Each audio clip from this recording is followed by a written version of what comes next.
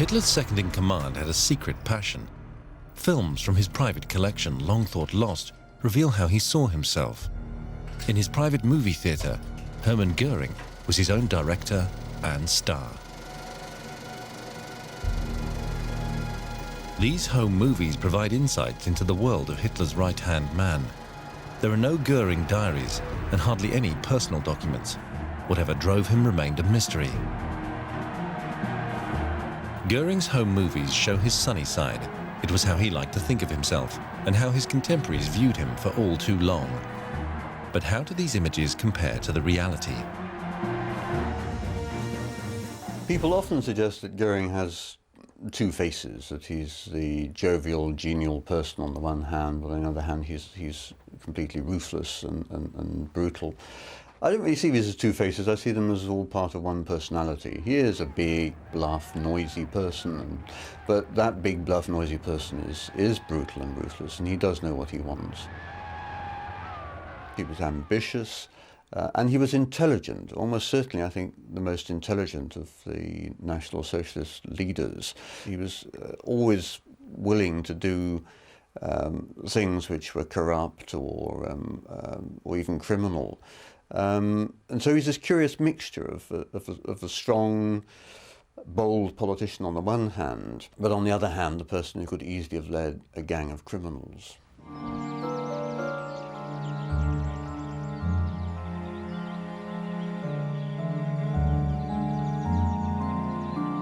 It all began in this castle in Franconia in southern Germany.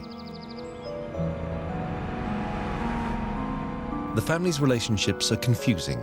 The castle belonged to his Jewish godfather, who had an affair with his mother, which was tolerated by his father. The Goerings. His brother Albert, seen here on the left, would have his own role to play in Goering's career.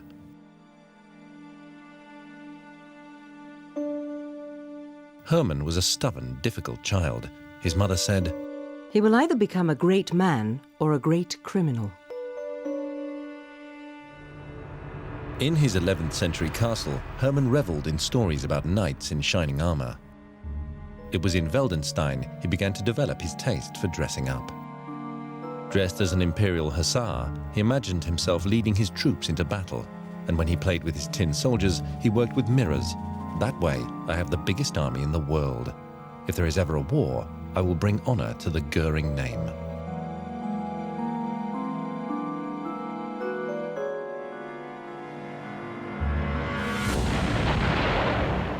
When war broke out in 1914, Goering was sent straight to the front. But when the German advance faltered, he took sick leave. Lieutenant Hermann Goering, aged 22. He saw an opportunity to distinguish himself with the Prussian aviators, the Kaiser's newest elite unit.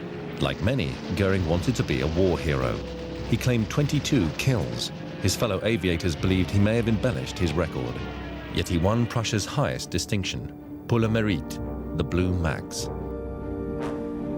He flew in von Richthofen's flying circus, and when Richthofen died, his number 2 took over. With Germany's defeat in November 1918, Goering's world collapsed. The planes were scrapped, the unit disbanded. Goering and his fellow aviators had no status and no prospects, only the desperate belief that their time would come, that one day their country would need them. Goering tried his luck in Sweden.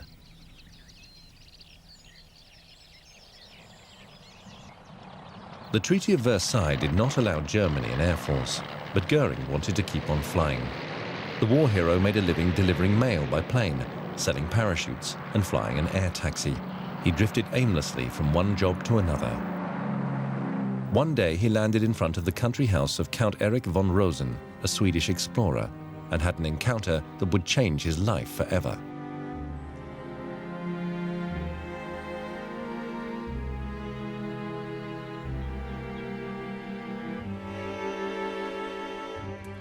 Goering was impressed by the stately mansion in Rockelstadt filled with hunting trophies. He and Rosen talked about Germanic cults and Norse mythology. It was here he saw a swastika for the first time.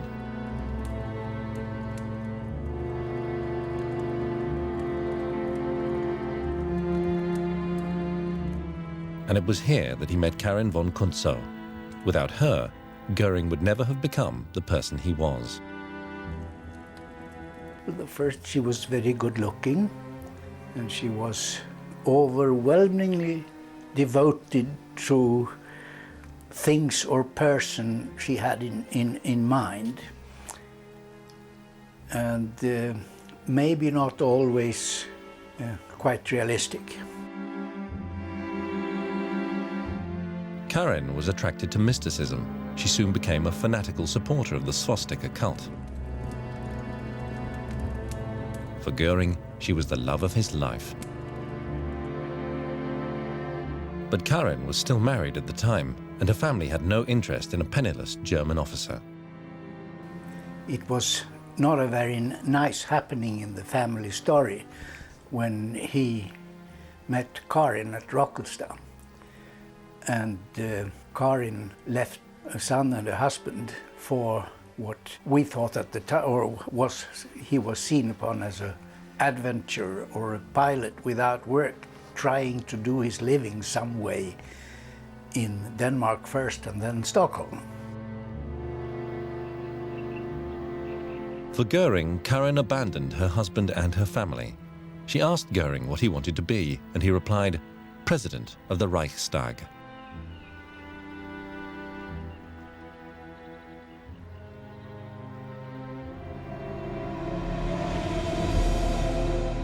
The couple left Sweden and eloped to Munich, where another fateful encounter would occur. Ein Volk ist in Aufbruch begriffen und wir sind vom Schicksal gesegnet. The moment I first saw and heard him, I was devoted to him, body and soul, Goering said. Adolf Hitler had been a private in World War I, and he could use a fighter pilot like Goering in his radical right-wing splinter party. He put him in charge of his stormtroopers, the SA. At long last, Goering had found a new job. He became Hitler's right-hand man. When Goering emerged from the end of the First World War, he was like thousands of Germans, rootless, didn't know what was happening, didn't know what to do.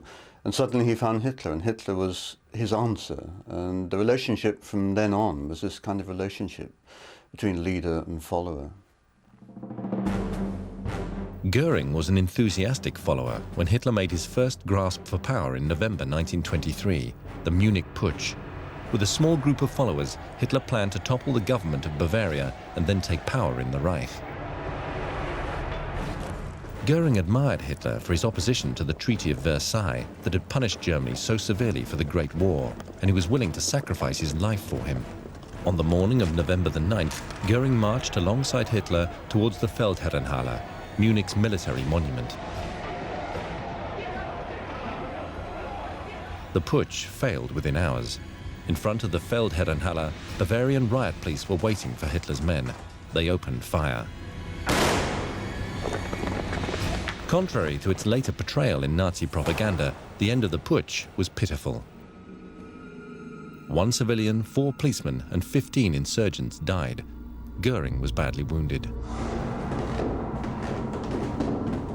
Stormtroopers brought him to a doctor who wouldn't treat one of Hitler's men. Eventually, 1 floor up, Goering got help from the Ballins, the family of a Jewish businessman. Little did Bella Ballin and her husband know that this badly injured man would play a key role in the Holocaust just a few years later, but he would also help them escape the Nazi death squads.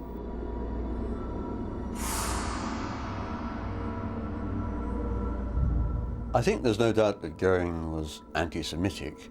He picked up his anti-Semitism in German army circles before the First World War, but he wasn't an obsessive anti-Semite in the sense that Heinrich Himmler, he didn't have a biological view of the Jews. His was an old-fashioned nationalist prejudice against the Jews. Goering's motto was, "I decide who's a Jew." His injury from the putsch had one further consequence. He was given morphine as a painkiller. Das Morphium wurde als Droge der Schauspieler bezeichnet, der Schauspielerinnen, überhaupt doch auch sehr als eine weibliche Droge gesehen. Und für den heraufkommenden Nationalsozialismus war es außerdem also letztlich die Droge der Juden. Es ging so weit, dass einer der bekanntesten Psychiater beschrieben hat, dass der Morphinismus de facto als besiegt gelten kann, wenn die Judenfrage gelöst ist. Und so gesehen war das sicherlich eine für eine Person wie Goering auch besonders stigmatisierende Sucht dann, dass er eben da dieses Schicksal, das eigentlich diffamiert wurde und das abgegrenzt würde und als fremd und als vernichtungswürdig dann in letzter Konsequenz dargestellt wurde, mitgetragen hat. This addiction would haunt him all his life. Wanted by the German police, Hermann and Karin Goering traveled to Venice in May 1924 on Hitler's behalf. Goering was to contact Mussolini, who had been in power in Italy for 2 years. Crushed and humiliated, Hitler's party desperately needed money, but Mussolini was not interested in meeting Hitler's messenger.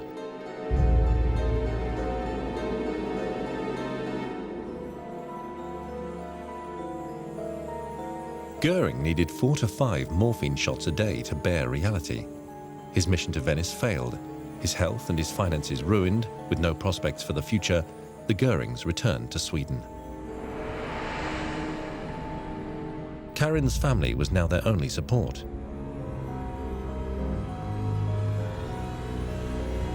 The drugs were taking their toll. The detox treatment in a mental hospital caused outbreaks of violence, and Goering was put into a straitjacket. According to his doctors, Goering was suicidal, depressed, egocentric, anti-Semitic, and a brutal hysteric with a weak character.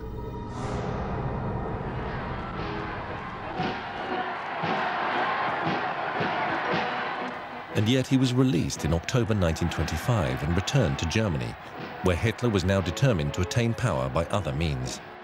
In order to make his party more acceptable, he put the seemingly recovered war hero back in his old position at his side. It was the beginning of the rapid rise of Hermann Goering.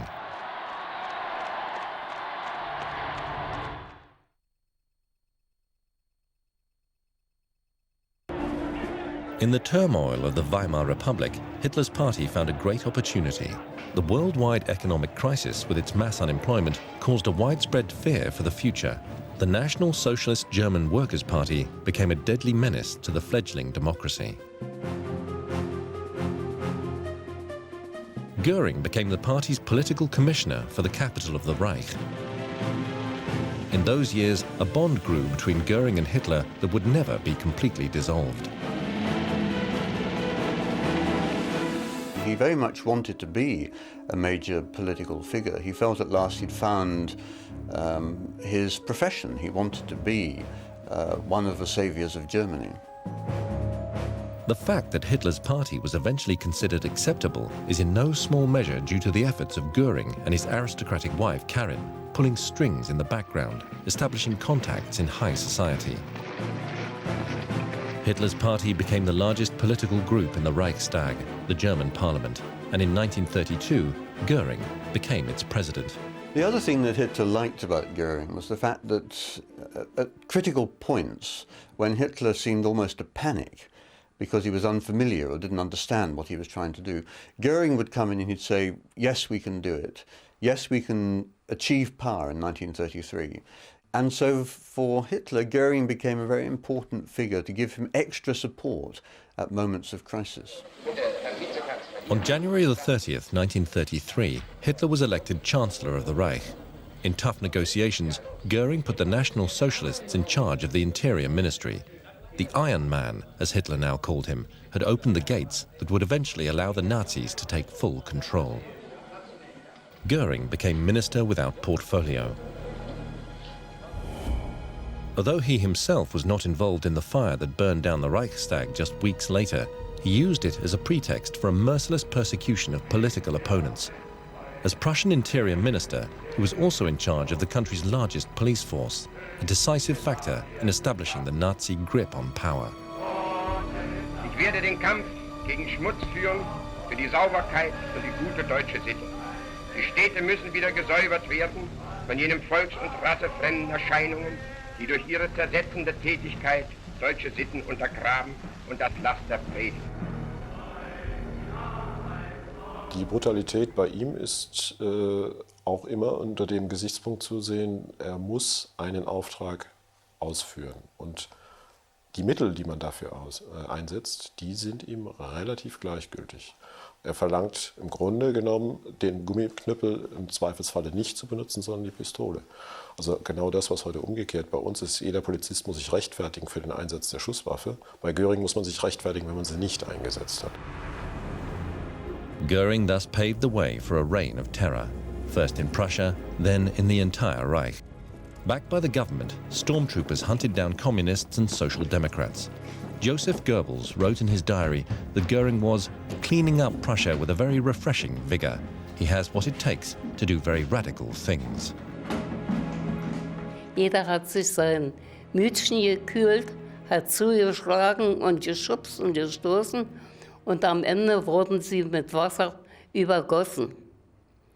Anschließend, so nass wie sie waren, auf die LKWs geladen und in Richtung Amtsgericht Köpenick ins Gefängnis geschoben. In June 1933, the SA's terror campaign reached a peak when hundreds of political opponents were dragged to Köpenick jail and brutally battered and tortured.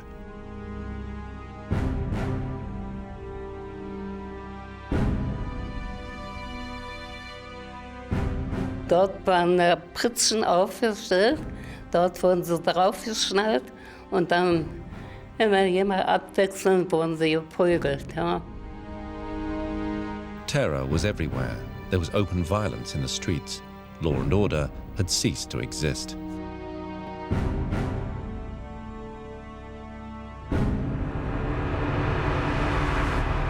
Emmy's fiancé, Walter Pessler, was one of the SA's victims. Die Haare, die haben sich gegenseitig schneiden müssen. Hakenkreuze einschneiden, er hat ja den lockigen Kopf gehabt und dann nachher zu Hause haben wir einen Krall geschoren. Ne? Within a few months, opposition was eliminated. The cities changed. Communists, Social Democrats and Labour Unionists had disappeared from the streets. On their own authority, the SA established so-called unauthorized concentration camps.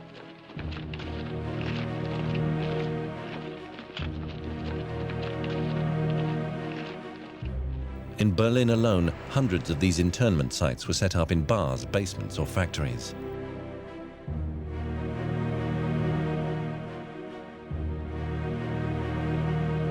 Berlin's largest unauthorized camp with 2,000 inmates was in an army barracks in Papist Street, near Tempelhof Airport.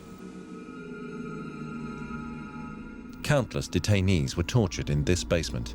As soon as they arrived, they were attacked with clubs, whips and rifle butts.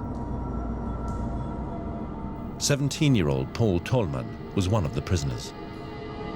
Wenn der Vernehmende beispielsweise gesagt hat, das glauben wir Ihnen nicht, dann stand hinter einem SA-Mann und hat mit dem Knüppel zugeschlagen. Die Vernehmungen waren also etwa eine Viertelstunde, etwa zeitlich gesehen.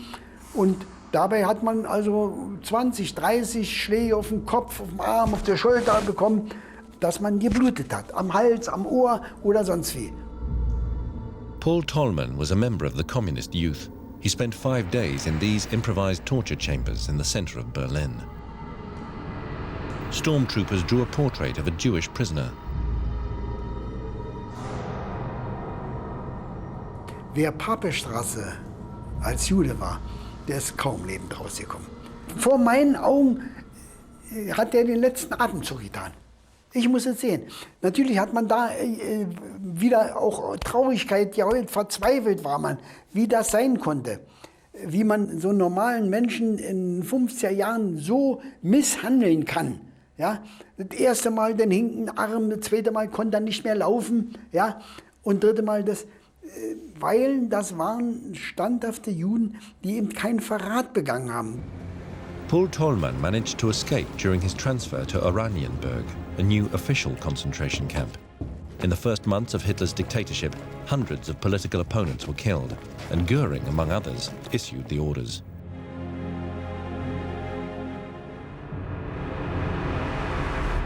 Harnason, a well-known clairvoyant and magician, was shot in Papist Street because he had prophesied a rapid rise for Goering.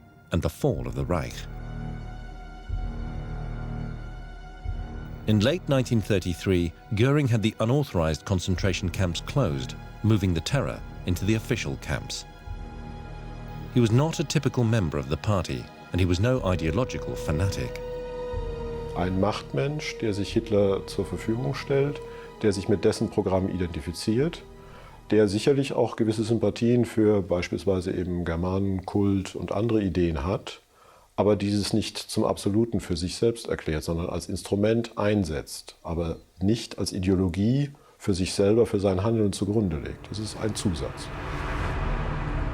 Goering founded the Gestapo, an acronym for Secret State Police, and he established a domestic spy agency with the cover name Bureau of Investigation. They eavesdropped on phone calls and intercepted telegrams, but some of the information was simply made up. One of the Bureau's reports claimed that Ernst Röhm, head of the SA stormtroopers, was scheming to overthrow Hitler. The truth was that Goering was just trying to get rid of a rival.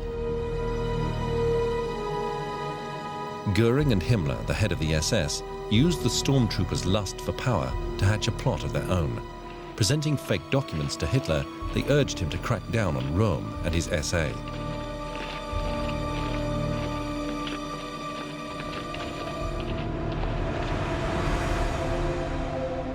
Goering took this opportunity to settle an old score.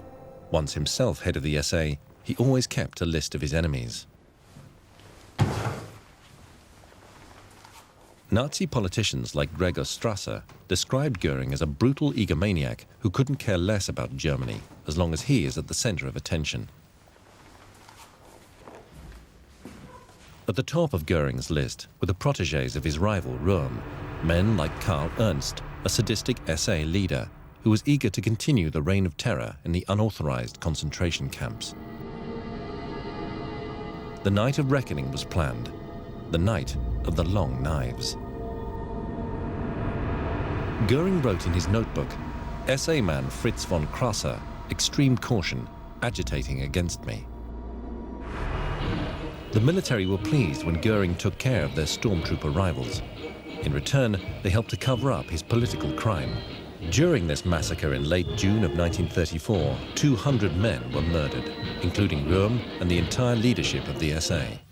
Ein Freigeist! Sieg! Heil! Sieg! Heil!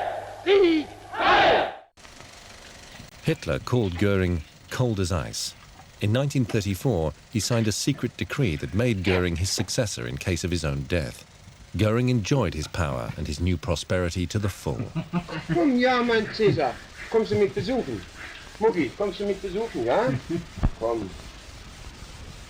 Goering raised 7 lion cubs. Los, schön, spring, hopp. So ist gut. He now shared Hitler's glory at the top of the Reich as his deputy.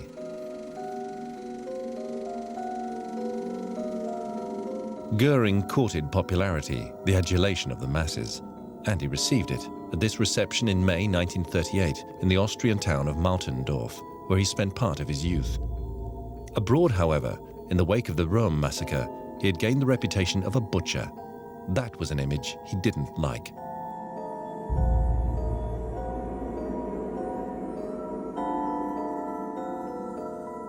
As early as 1934, he had passed command of the Gestapo and the police force to Himmler and his SS, letting others do the dirty work, at least officially. Goering was more interested in cutting a fine figure in society.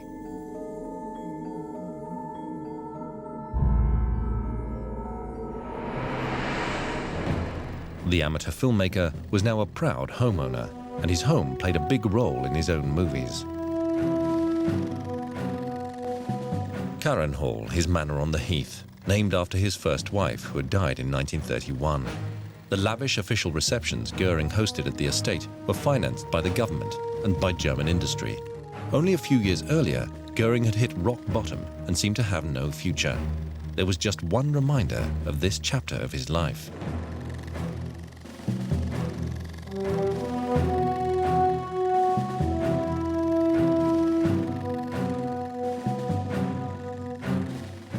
Er nahm die Drogen immer abends, mit großen Augen runter und man wusste, und eine Krankenschwester hatte er auch im Hause und zur ständigen Verfügung.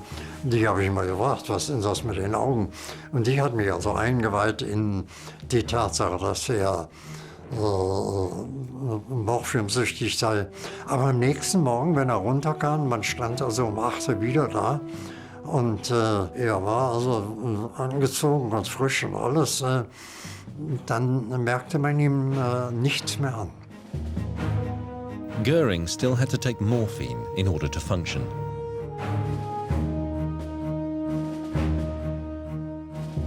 His whole life was marked by addiction. Like a maniac, he collected titles, decorations, and possessions.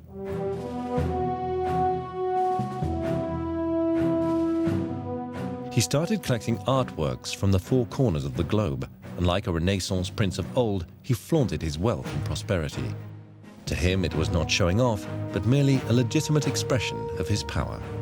He saw this as something which defined him as a great political leader, that if you didn't have these things, then you were not important. If you had these things, you could display them, and by displaying them, you've demonstrated your political strengths as well. Goering was still in touch with the family of his late wife. This movie shows the von Kuntzow family from Sweden paying a visit to Karenhall.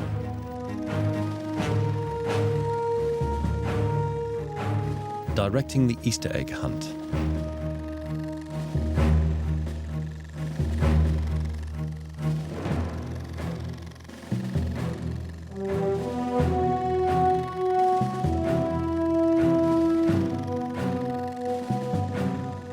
Finding his own Easter eggs. The once destitute flyboy was now one of Europe's most powerful men, and a once skeptical family was now basking in his company. There was a new woman at his side. He asked her in writing, "Would you like to marry me at Easter? The Führer will be our best man." Emmy Sonnemann, an actress from Hamburg, became the first lady of the Nazi Empire. In exile, novelist Klaus Mann wrote an ironic letter to the bride. Heavens, what a career for the First Lady, and what wedding guests you had, all the old comrades in arms that your dashing husband hadn't yet killed. April the 10th, 1935, a dream wedding, Nazi style. As the Luftwaffe flew past, executions inside the prisons continued. Sally Epstein was charged with conspiracy in the murder of SA leader Horst Wessel. Goering refused to pardon him. Epstein was beheaded on Goering's wedding day. From now on, Goering played the popular and likable representative of the Third Reich. But those who refused to salute him, as did two priests, Schultz and Zilliken, in a monastery beer garden, would still be sent to a concentration camp.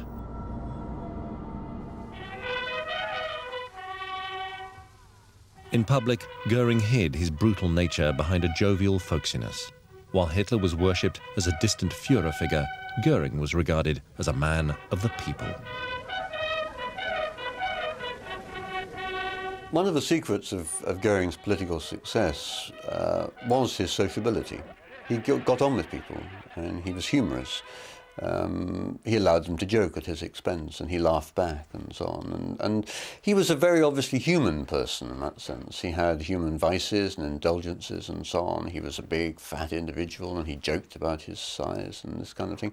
So people found him a much more sympathetic figure. Many of the other Nazi leaders were bullies. They were strange. Goering was the only person really who you could really like as a political figure if you set aside all the brutal aspects of his personality. When the synagogues burned in 1938, Goering cynically ordered the Jewish population to pay for the damages themselves and pay a retribution of 1 billion Reichsmarks. These decrees were issued at the Reich's Ministry of Aviation, located in a magnificent new building in the center of Berlin. The man in charge here also decreed that Jewish emigrants had to leave all of their possessions behind, while he himself played Santa Claus. Auch im Reichsluftfahrtministerium kam der Weihnachtsmann zu 500 Kindern bedürftiger Volksgenossen. Nein, das ist ein Mikrofon, Junge. Habt ihr euch auch bedankt? Das ist ein Mikrofon, damit hast du Gott sei Dank noch nichts zu tun. So, ich habe versucht, mit dem Weihnachtsmann zu reden, dass jeder von euch vielleicht das bekommt, was er sich gewünscht hat. Nehmt nun die Gaben, freut euch daran und dankt eurem Führer. Goering's most important gift to Hitler was the new air force, the Luftwaffe, which he had assembled in secret. In 1935, it was unveiled for all the world to see.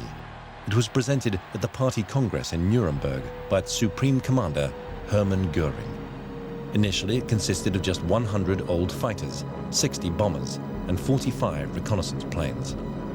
Britain and France were shocked at this breach of the Treaty of Versailles, but they did not intervene. In 1936, the civil war in Spain became the new Luftwaffe's baptism of fire. The world was stunned when German bombers attacked the city of Guernica. Goering in private, a father late in life, with his only daughter, Edda. He had another house now, at the Obersalzberg, right next to Hitler's mountain retreat.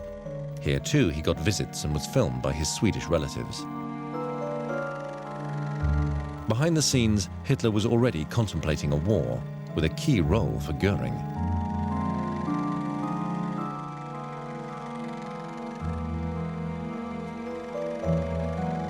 A camera-shy creature on the run. In 1936, Hitler told him at the Obersalzberg, Germany's economy and military have to be ready for war in 4 years. This was his deputy's greatest challenge.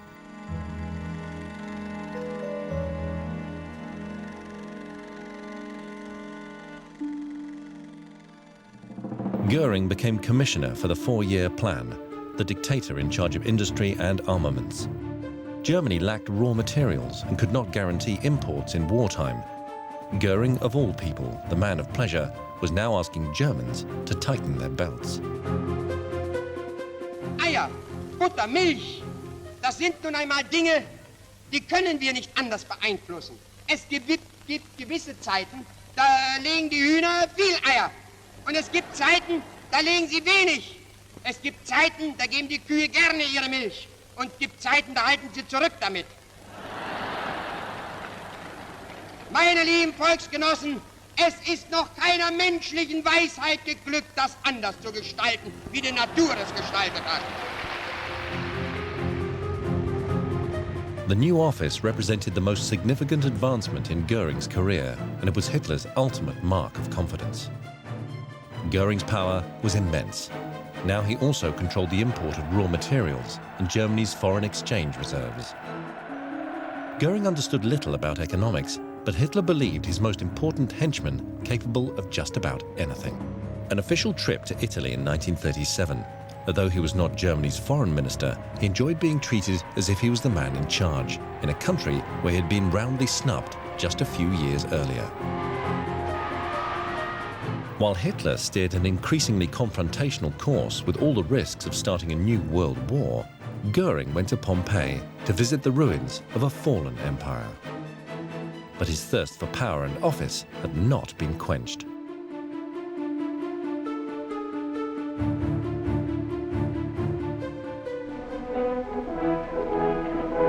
And his greatest passion was unchanged. Nazi television reported from the International Hunting Exhibition of 1937 in Berlin. Der Wald der Fahnen vor der Halle, der zeigt uns, dass hier wirklich ein Olympia der Jägerschaft zusammengekommen ist. Und wie die Jäger bereit stehen, so stehen auch die Tiere bereit. Denn die Tiere wissen, dass die Jäger ihre besten Freunde sind. Die beiden herrlichen Jagdfalken hier, das sind keine Falken, das sind Adler, Steinadler aus Finnland. Die warten auf den Reichsjägermeister wie die jungen Jäger hier, die ihn nun mit der Begrüßung empfangen.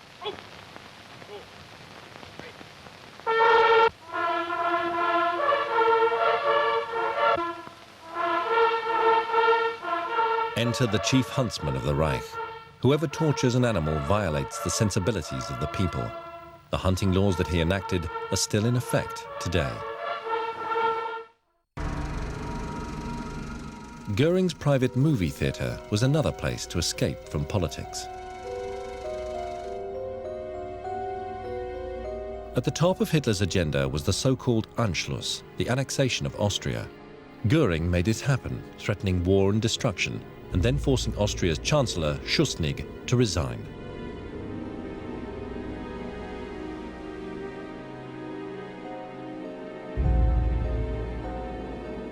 With Goering next to him, Hitler felt he could suddenly do the things he doubted he could do. He felt that he could suddenly achieve the Anschluss, for example, because Goering was there and Goering would fix it.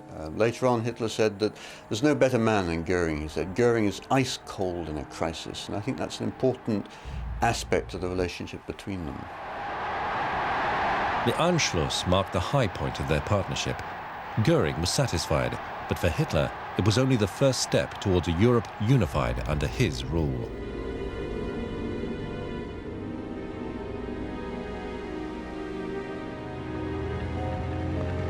On May the 15th, 1938, 2 months after the Anschluss, Goering visited Austria to a rapturous welcome. His dream of a greater Germany had been fulfilled.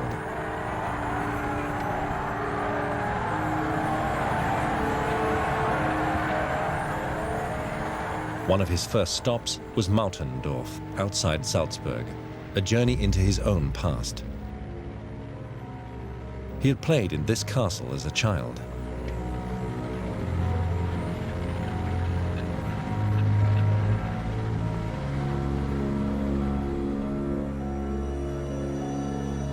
Goering could now meet his sisters, Olga and Paula, again. Both were married to Austrian lawyers who had arranged secret contacts between Goering and Austrian Nazis after their party had been outlawed.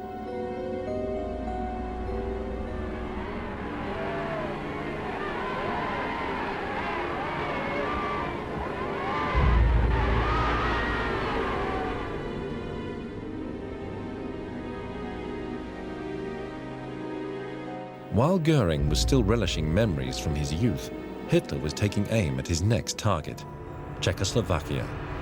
Goering sensed this would mean war with Britain and France, and he tried to prevent it. At the Munich conference in September, a treaty was drafted behind Hitler's back and presented by Goering. It defused the conflict and prevented war, for the time being. Das war für Goering eigentlich der Triumph, das war seine Vorstellung von der künftigen Gestaltung Europas. Großbritannien und Deutschland gehen gemeinsam. Und wenige Tage, wenige Wochen nach dieser Münchner Konferenz kritisiert ihn Hitler sehr offen, öffentlich sogar, für diese Entscheidung, dass er sich damals von ihm hat überreden lassen, nach München zu gehen. Für Goering war das nicht nur eine Desavouierung, sondern im Grunde genommen auch das erste Mal die Erfahrung, dass Hitler ihm auch sein Vertrauen entziehen kann. The dictator would have accepted war there and then. Goering realized how much his own power depended on Hitler's benevolence. He would never be able to liberate himself from this involvement, even though he himself might have chosen another path in the autumn of 1938. Goering saw Germany as an imperial power within Europe, but he didn't want the war of annihilation Hitler was planning. He didn't want another world war. He simply wanted to enjoy his wealth, but he had to please Hitler. On the 1st of October 1938, German troops marched into the Sudetenland, German-speaking Czechoslovakia, as permitted by the Munich Agreement, which Goering had brokered. Begeistert wurde der Führer in dem weltbekannten deutschen Karlsbad empfangen. But these flower wars were not what Hitler had in mind. For the first time, he called his designated successor a coward. Goering's Bureau of Investigation intercepted conversations that indicated the Western Allies would not stand idly by as Hitler took the rest of Czechoslovakia. But Hitler did not want to know, and Goering dared not contradict him. When the Wehrmacht goose-stepped into Prague in March 1939, Goering watched from the sidelines for the first time in his career. Contrary to his bureau's predictions, there was no action from Britain or France. And Hitler had found new accomplices, less scrupulous ones, the SS.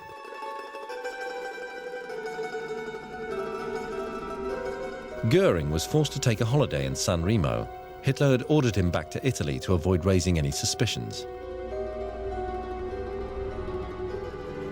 Goering sensed that Hitler was leading them straight into a new world war, one that Germany was bound to lose. But he was afraid to challenge Hitler directly. "Whenever I stand in front of the Führer," he once said, "my knees turn into jelly."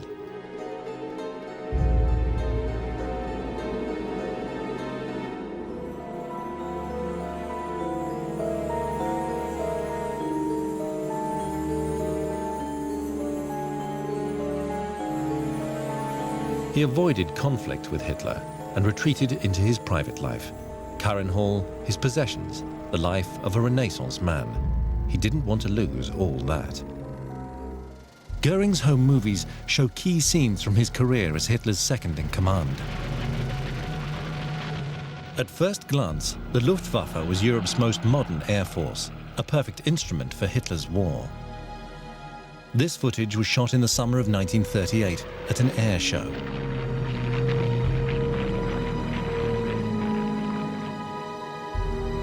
Goering's old friend, Ernst Udet, seen here on the left, was in charge of Air Force rearmament. Goering bragged to Hitler that the Luftwaffe was invincible.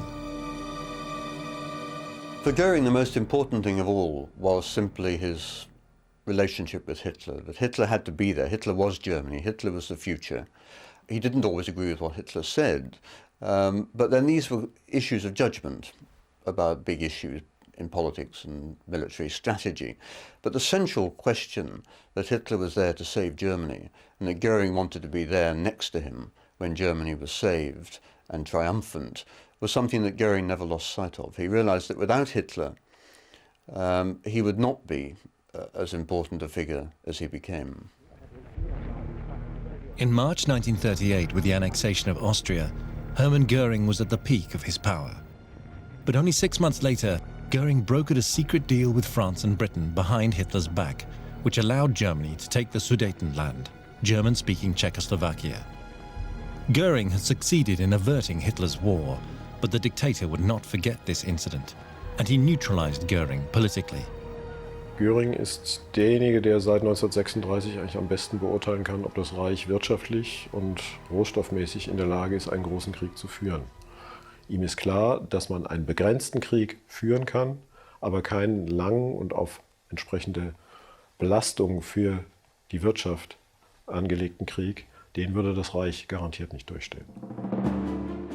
As modern as the Luftwaffe appeared in some ways, it was hardly prepared for a major war. It had too few planes and too little fuel. There weren't even enough bombs.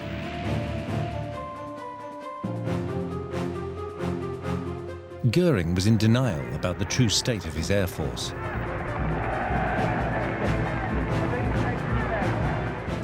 His personal intelligence service, the Bureau of Investigation, eavesdropped on conversations between Polish and British diplomats in the summer of 1939, but it drew the wrong conclusions. It believed that the Western Allies would do nothing if Germany attacked Poland. At the same time, without Hitler's knowledge, Goering was holding more secret talks with the British, probing options for saving the peace and avoiding the impending World War. He half-heartedly said to Hitler, "Let's not bet everything on one card," but he dared not oppose him openly.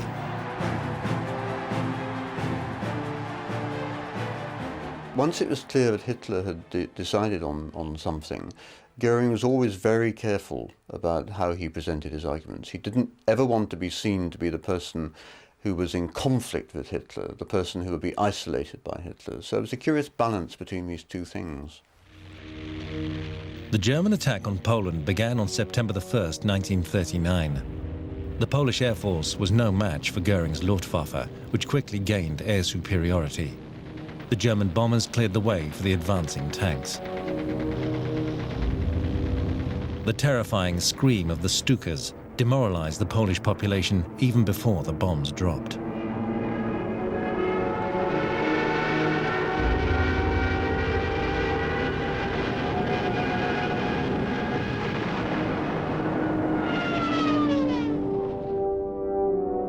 Once the fighting began, Goering's initial doubts disappeared. He was a warrior again. Sollte mir in diesem Kampf nun etwas zustoßen, dann ist mein erster Nachfolger Bataillengenosse Goering. Goering confiscated the property of Polish Jews and ordered other Polish civilians to work as slave labor in German munitions factories. Nun stehen wir am Abschluss des ersten Geschehens dieses gewaltigen Kampfes.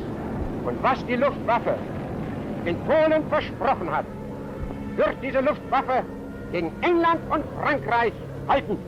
Das heißt, auch hier wird sie den Feind treffen, schlagen und vernichten.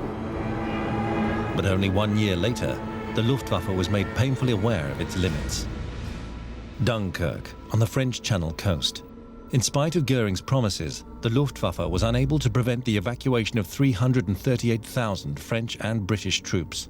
Yet publicly, Goering's reputation suffered no harm. Der Führer berief den Reichstag ein. Er verlieh dem Oberbefehlshaber des siegreichen deutschen Heeres den Marschallstab. Hitler wanted Goering to outrank the other commanders at all times, so he made him Reichsmarschall, or Marshal of the Reich, a title that was invented just for him. Reichsmarschall is almost a kind of medieval title. It conjures up, the second person at the court of Charlemagne and so on. And I think for Goering, this really was the high point. He was on the brink of achieving everything he really wanted from his political career.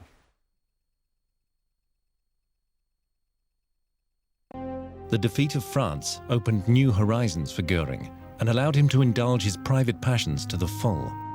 Paris was now under German control. For Goering, the art lover, this was a dream come true. The Louvre was filled with works of art that he would have loved to own.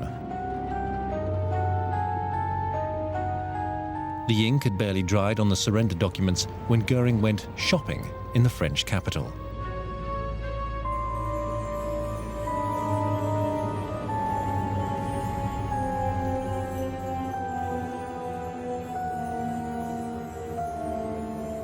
Goering kam schon mit einem festen Plan nach Paris und hatte auch durch seine Gehilfen sich Fotos besorgt von den wichtigsten Bildern, die er haben wollte.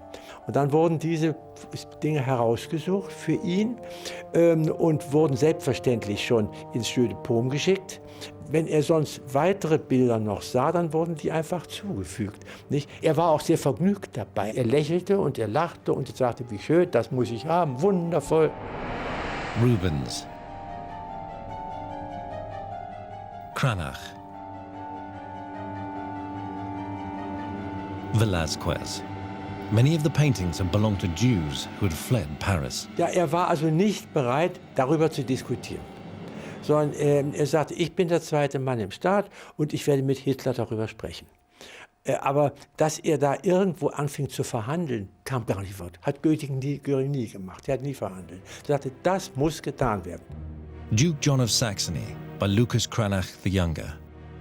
Paintings Goering looted can now be seen all over Europe, in museums and galleries such as this one in the Bavarian State Art Gallery in Aschaffenburg Palace. Portrait of a lady, also by Cranach the Younger, here at the depot of the Old Picture Gallery in Munich, which has several items from Goering's former collection.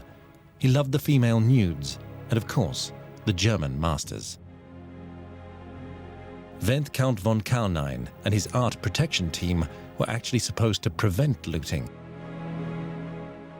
Und Goering sagte dann eben, hier, das wird auf meinen Zug geladen, und meinen Sonderzug, da werden die Waggons angehängt. Das ging alles so schnell und so exakt, dass wir eigentlich vom Kunstschutz gar nicht mehr eingreifen konnten. Die waren stärker an Personal, die hatten den Führerbefehl, nicht? Also wir konnten nicht sagen, so jetzt wird geschossen, wenn ihr das nicht macht.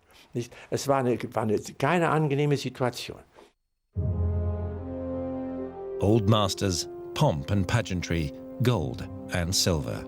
Goering was an avid collector of it all. He was obsessed with the idea of creating a giant art collection for a Hermann Goering museum at Karrenhall.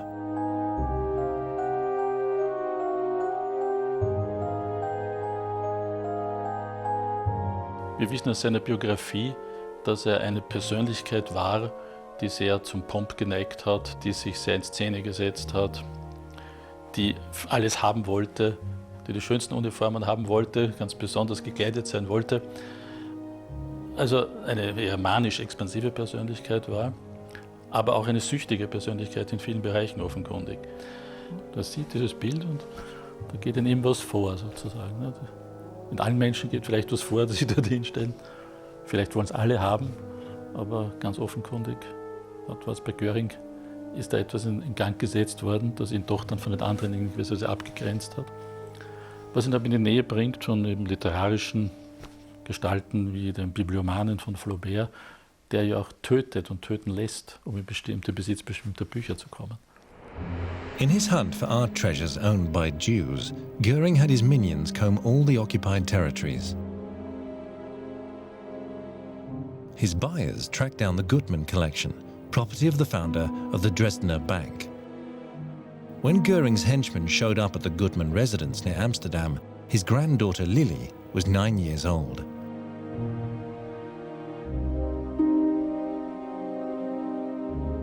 Sie wollten alle die ganze Sammlung. Aber mein Vater hat das ja immer verweigert. Das war ja die Sache. Mein Vater hat doch bis zuletzt, hat er doch geweigert, die Sammlung herauszugeben, weil er gesagt hat, das konnte er nicht, weil das gehörte ihm ja nicht, das war ja nicht sein Privatbesitz, nicht wahr? Er hat immer gesagt, das gehörte seinem Schwager und mein Vater hat sich dahinter eigentlich versteckt, um die Sachen nicht herauszugeben. Lily's father, Fritz Gutmann, was deported to Theresienstadt concentration camp. He refused to give up the collection and was beaten to death. His wife also fell prey to the greed of the art robbers. Meine Mutter, ja, die war dann als Zeuge, die war natürlich da. Die hätte das später erzählen können. Ja, was haben die Herrschaften sich ausgedacht? Die darf natürlich nicht da bleiben, die muss weg. Also was haben sie getan? Die haben sie noch in Zug gesetzt und nach Auschwitz noch geschickt, nicht wahr? Weil in Theresienstadt, da hätte sie ja noch die Chance gehabt, dass sie vielleicht lebendig rausgekommen wäre. Goering's next objective in the war was air superiority over England. On August 13th, 1940, the Battle of Britain began. The Germans called it Eagle Day. Goering planned to defeat the Royal Air Force in 4 weeks and to bomb Britain into submission, ready for an invasion. At Cap Gris-Nez, the narrowest point of the English Channel, Goering was able to see for himself how air warfare had changed since World War I. But he could never get used to this new world.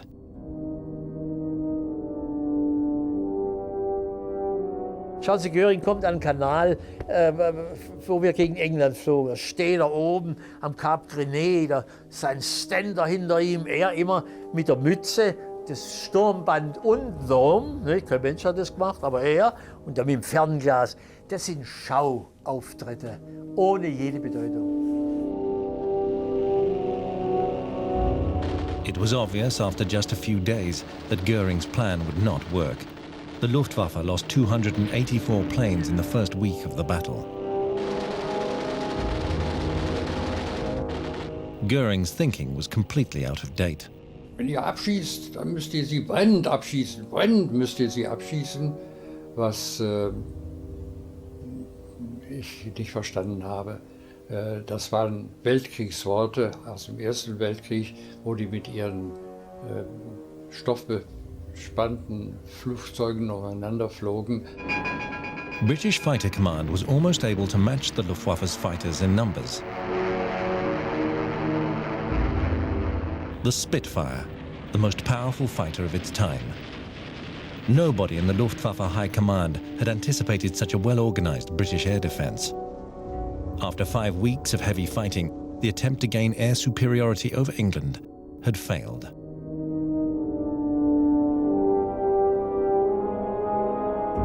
It was Goering's first major defeat. Und als er dann erschien, war also ein ganz merkwürdiger Aufzug. Er hatte beige Britscheshosen mit rot-braun ledernen Stiefeln, eine rotseidene Bluse mit einem Schal und eine großen Smaragdbrosche auf der Brust. Auf der anderen Seite war er aber sehr leutselig. Und ich habe mich dann erkundigt, wieso er da so freundlich war. Da wurde mir erzählt, ja, er kommt gerade aus Paris und hat dort Kunstwerke eingekauft. Eingekauft, wurde gesagt. For the newsreel cameras, Goering wore a relatively modest outfit as he generously handed out iron crosses. Er geht eigentlich immer davon aus, dass relativ schnell Erfolge da sein müssen. Und bei der Luftschlacht um England, das bekannteste Beispiel, zeigt sich relativ schnell, dass es ein langer Krieg wird, dass es ein sehr aufwendiges Kämpfen sein wird, für die Deutschen hohe Verluste mit sich bringen wird. Danach endet sehr schnell sein Engagement. Immer dann, wenn für Goering die Aufgabe sich als langwierig herausstellte und ein konsequentes Arbeiten verlangte, dann war es für ihn im Grunde genommen sehr schnell die Frage, wen kann ich damit beauftragen, und er zieht sich wieder zurück. Preferably to his hunting estate in East Prussia or to Hall outside Berlin. From October 1940 to January 1941, the Reichsmarschall was on leave. Goering was in a quandary. On the one hand, he wanted to please Hitler and fulfill his duties. But on the other hand, he would much rather have enjoyed his wealth than carry on fighting the war.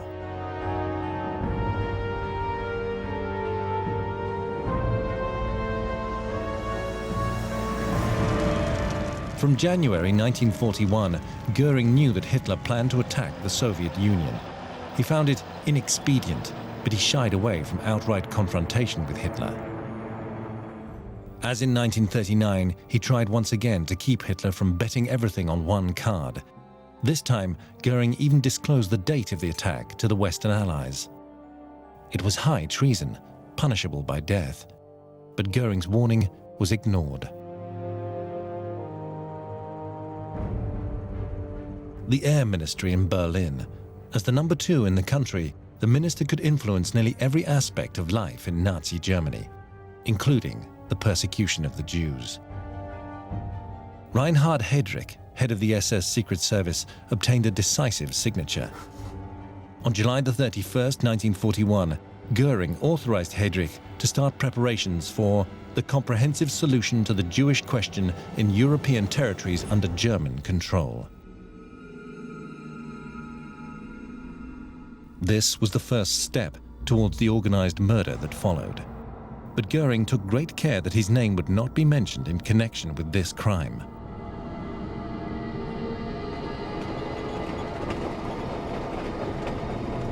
Es ist sehr lange deswegen auch eigentlich für Goering immer unterstellt worden, er habe mit der Judenvernichtung nicht viel zu tun. Aber gerade dieses Dokument von Heydrich belegt ist, Heydrich holt sich bei Goering die Unterschrift, kann daraufhin, weil er jetzt legitimiert ist, die entsprechenden Ministerien einberufen zu einer gemeinsamen Sitzung. Das ist die berühmte Wannsee-Konferenz. Und in dieser Wannsee-Konferenz, wo Eichmann Protokoll führt, wird festgelegt, wie viele Juden aus den einzelnen besetzten Ländern im Rahmen der Endlösung vernichtet werden sollen. It had all started at this castle in Franconia, Weldenstein, where Goering's Jewish godfather provided a life of ease and comfort for the family. Hermann on the right, and his brother Albert, two very different lives. One was Reichsmarschall with seemingly unlimited power, seen here visiting his troops in the Soviet Union. He knew about the executions and the mass murder behind the Eastern Front, but on occasion he also helped those who were persecuted. As he used to say, I decide who's a Jew. The other, Albert, was a businessman who saved dozens of Jewish families. Hat meiner ganzen Familie, nicht nur dem Vater, auch den Brüdern meines Vaters geholfen. Er hat dazu beigetragen, dass sie ins Ausland kamen. Also wir haben eine große Dankbarkeit für Albert Goering. Darüber besteht nicht der geringste Zweifel. The list of people Albert Goering saved includes actor Hans Moser, composer Franz Lehar, and the Pilsers, a family of movie producers from Vienna. Albert was arrested several times by the Gestapo, and each time his brother Hermann had to bail him out. Ich glaube, wir können sagen, das war ein moralischer Mensch in einer immoralischen Zeit. Das war Albert Goering. As one was saving lives, the other was rearming the Luftwaffe for a world war that was getting out of hand. The key problem was that there were too few aircraft, and they were underpowered. Highly individualistic aircraft designers, such as Willy Messerschmitt, used their direct access to Hitler to pursue their own corporate interests, bypassing the Luftwaffe. There was no overall armament strategy. What was missing most of all were powerful engines. Long-awaited new designs failed their tests.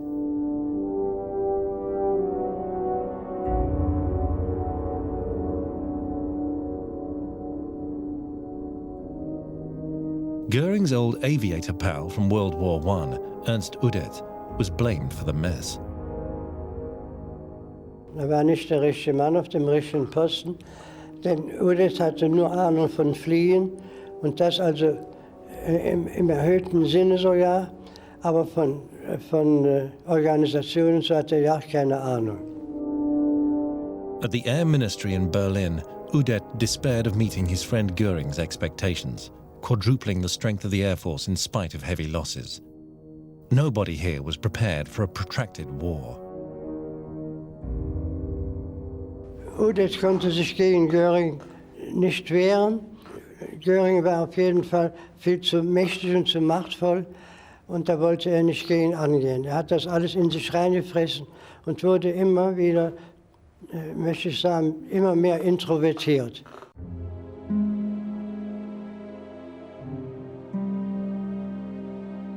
On November the 17th, 1941, Udet committed suicide.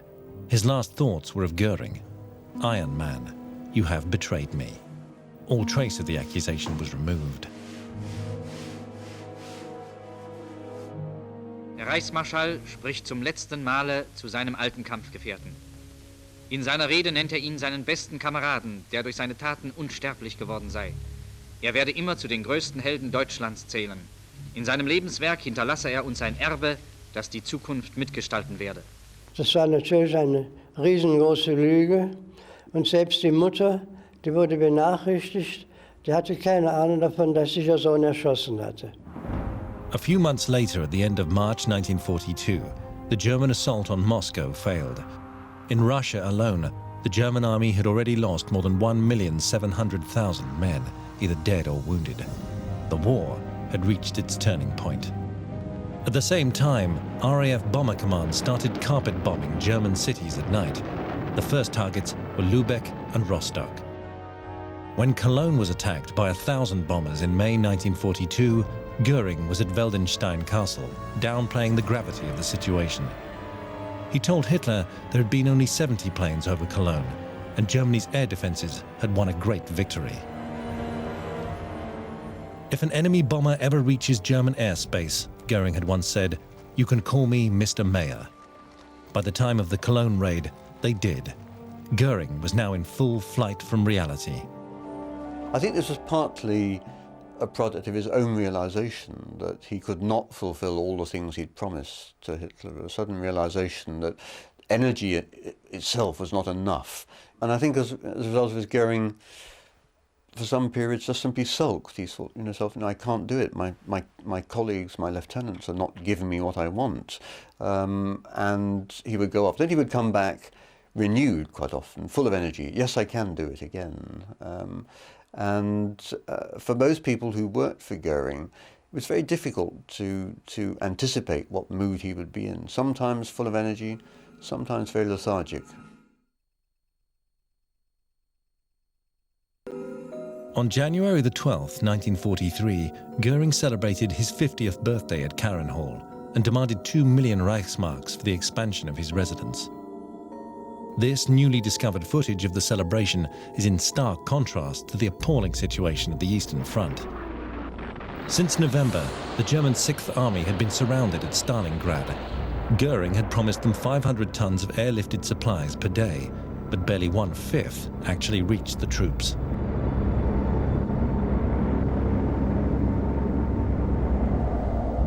By January 1943, the entire army had either frozen or starved to death or been taken prisoner. The only luxury I indulge in during wartime Goering had once claimed is the occasional fresh bouquet of flowers. His little daughter Edda and his wife Emmy. A few days later, Hermann Goering, the public figure, proclaimed, Hätten die Kämpfer von Stalingrad nicht diesen heroischen Kampf auf sich genommen, hätten sie nicht diese 60, 70, 80 russischen Divisionen auf sich gezogen, wären die damals mit durchgebrochen. Der Russe hätte voraussichtlich damals sein Ziel erreicht. Und wenn es nur noch wenige sind, solange ein Deutscher steht, weiß der Russe, wird gekämpft. Die Kameraden brüllten ausmachen, Schluss. Die haben die Rede nicht mehr zu Ende hören wollen. Ja? So, voller Verzweiflung, dass also faktisch wir schon die eigene Leichenrede hören mussten. Hat es ja schon aufgegeben, nicht? Und es wird auch einmal heißen, kommst du nach Deutschland, so berichte, du habest uns in Stalingrad liegen sehen, wie das Gesetz, das heißt, das Gesetz der Sicherheit unseres Volkes es befohlen hat. Und dieser Fettsack in Berlin, ja, das war also ein richtiger Zorn unter uns, wenn wir gesprochen haben, ja, wenn wir alleine waren. Wir haben ihn dann wirklich als einen elenden Lügner betrachtet, der also seine Führung belogen hat, der großprotzig, wie er immer war, Versprechungen abgegeben hat, die nicht mit der Realität übereinstimmten des Lebens, ja, und der also faktisch mit dazu beigetragen hat, dass Hitler die Entscheidung gefällt hat, dass der Kessel von Stalingrad verteidigt wird bis zum letzten Atemzug. The disaster of Stalingrad was a turning point in Goering's career. Hitler's trust in him was never fully restored.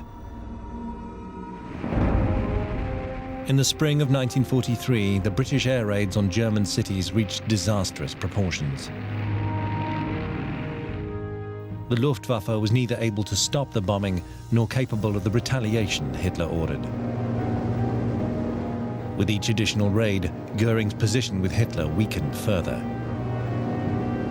The main target of the British bombers was the heavily industrialized Ruhr region, Essen, Dortmund and Wuppertal, where 2,450 people died in the first firestorm.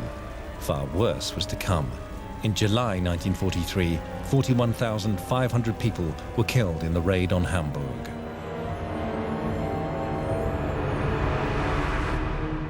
Hitler accused Goering of living in a world of his own, ignoring the reality of the situation. Your Luftwaffe is a pigsty. They're all morons. The commander-in-chief was furious. Only now did Goering realize that he had all too willingly believed his own propaganda at the Luftwaffe air shows. The planes had been prototypes, not ready for actual combat.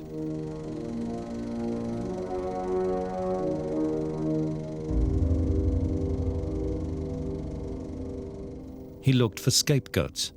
All our designers were charlatans. The magic they showed me and the Führer was never real, he lamented.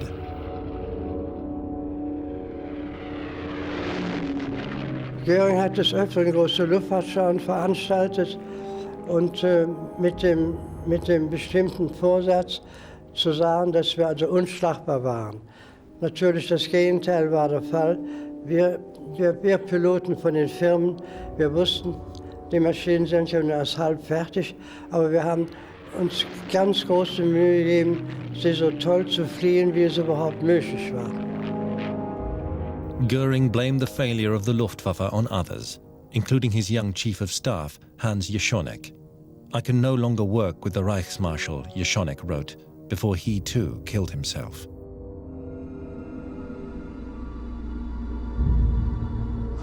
Goering had no answers to the problems he faced.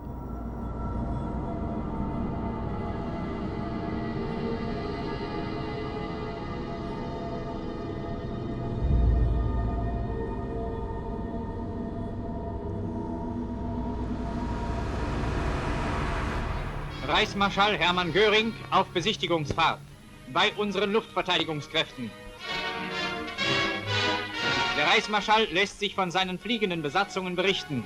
Er überzeugt sich persönlich von dem Stand der Luftverteidigung und der Einsatzbereitschaft der Verbände.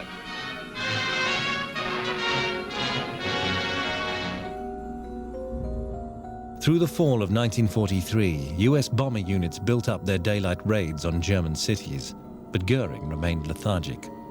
All he could do was pose for the newsreel cameras. He couldn't make clear decisions. It was one of the reasons the Luftwaffe stood no chance against the Allied attacks.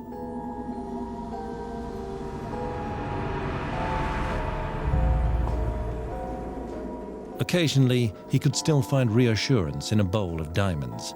You have to play with jewels in order to learn how to play with people, he said. Italy's foreign minister, Count Ciano, observed that Goering calmed down completely when he played with jewels. Others reported his eyes looked more glazed than usual. His drug addiction was still with him.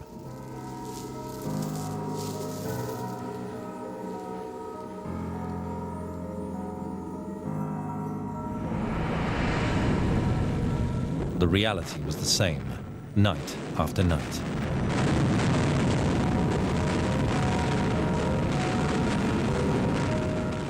In the winter of 1943, Berlin itself became a target for Allied bombers. Goering's reputation hit a new low. On the Eastern Front, the situation for the Luftwaffe was equally disastrous. Air superiority had long since been lost. But Goering never saw pictures like these with his own eyes.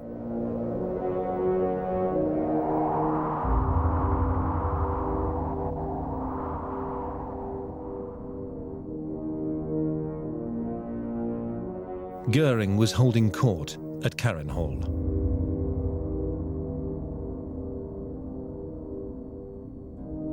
He would grant audiences to frontline soldiers in these luxurious surroundings. Das war natürlich für uns ein erschütternder Eindruck, dieser Pomp. Das ist kein halber Jahr ein Schloss. Da kam man rein in Gobelins und das war für uns fremd. Wir kamen vom Zelt, aus dem Osten oder woher auch immer. Das war ein Schlag ins Gesicht, was uns auch doch sehr belustigt hat fast und erschüttert. Das war ein Riesenraum mit seinen Geschenken. Da waren ja Skulpturen, Gemälde, Kunstgegenstände, alles Mögliche gehäuft drin. Woher kam das? Günter Rahl was one of Germany's most decorated fighter pilots. He had expected to be talking about the war. Und der Goering, der sprach mit seinen Begleitern von der Jagd. Das war das Thema. Er hatte keine anderen Sorgen. Wir kamen wirklich von einer sehr sorgenvollen Situation auf die Front. Damals war in Russland nur Rückzug. Aber zunächst mal hat das Fachgespräch dort nicht stattgefunden. Goering didn't bother about flaws in air defense. He left that to his staff. Briefly in the fall of 1943, the German night fighters recovered from the setbacks of the summer. With new radar and new tactics, they were able to inflict heavy losses on the British bombers.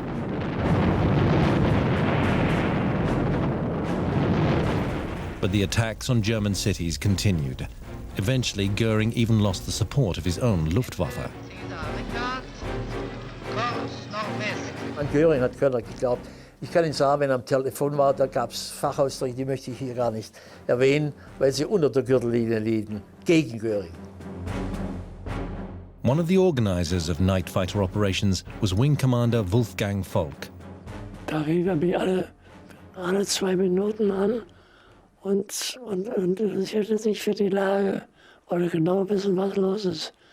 Denn er selbst war nicht gerade der Tapferste. These pictures show Wolfgang Volk in December 1939 after fighting off the RAF's first daytime bombing raid over Germany. Ich war alleine aufmachen. Ganz alleine? Ganz alleine aufmachen. Alle 3? Jawohl, ganz groß. Wenn ich ihn erlebt habe, habe ich ihn ja eigentlich nur als Feldmarschall erlebt. Wobei er aber nachher von Toten und Blasen keine Ahnung mehr hatte. Er war völlig truppenfremd geworden. During briefings at Goering's headquarters, the air raids on German cities were discussed at length, but Goering seemed absent-minded, uninterested, sometimes impatient. It made life difficult for his Undersecretary, Erich Griesbach.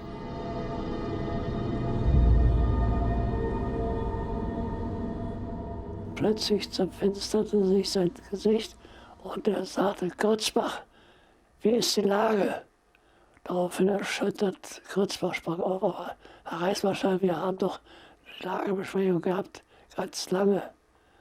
Und dann lachte er, die meine ich doch nicht, ich meine die mich interessiert, die Hirsche in Rominten. The same stags he liked to film on his hunting estate in East Prussia.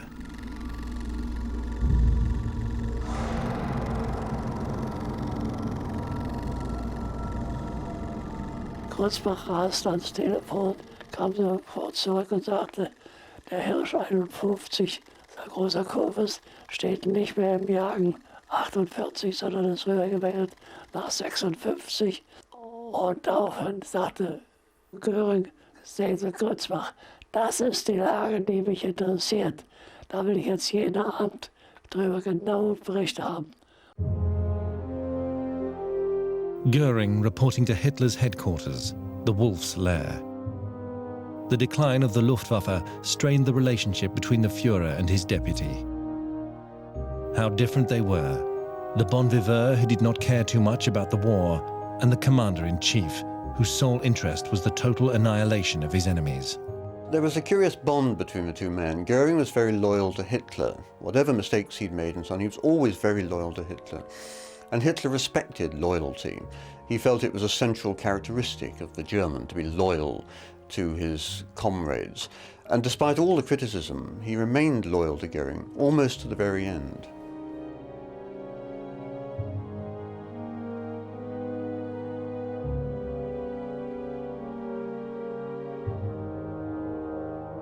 He never quite saw Goering at his worst, if you like.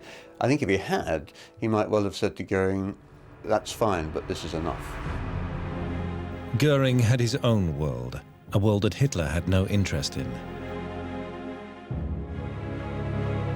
This reconstruction shows how the Reichsmarschall imagined his Hermann Goering Museum at Karenhall.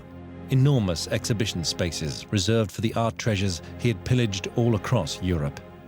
This is how it was supposed to look in 1953.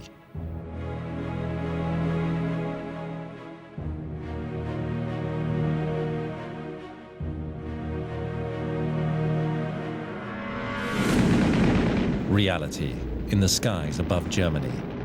By spring 1944, Goering's fighters had lost daylight air superiority to the Americans.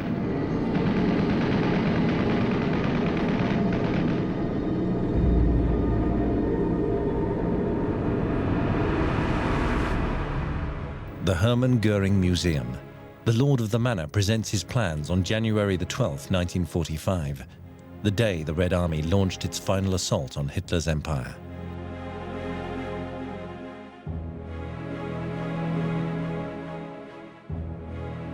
None of these plans became reality, but they show how Hermann Goering saw himself as a Renaissance man who loved to entertain.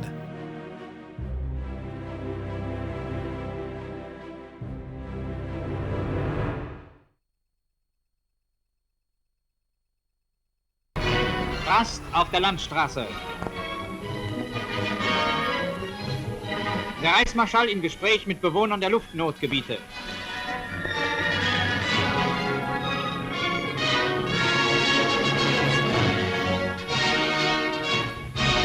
Bei den Männern und Frauen der Rüstungsindustrie. He wanted to be loved, and actually was, by too many, for too long. Goering versuchte, Kumpel zu sein für die Bevölkerung. Und darum mochte man ihn ganz gern. Nicht? Er war viel gelassener und machte mal ein Witzchen. Wenn wir von Goering gesprochen haben, nachher nur noch von Herrn Meyer gesprochen. Oder von dem Klempnermeister, weil er immer seine vielen Orden trug. Es gab den Witz, dass da noch ein Schild war, auf dem Rücken geht's weiter. Das war so eine Bemerkung. Also, dass es nicht alles sei, dass er noch mehr hätte. Mein Bruder wurde geboren und dann sagte meine Mutter mit ihm mal, Goering ist jetzt Pate von unserem Bernhard und wir müssen ihm den Namen Hermann Adolf geben.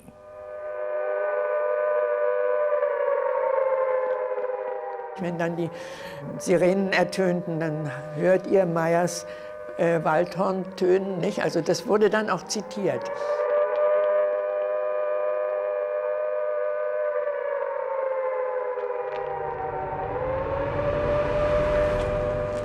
Only once in his whole career was Hermann Goering personally exposed to the bombing. On April the 20th, 1945, during a British raid on Berlin, he had to seek refuge in the basement of a house.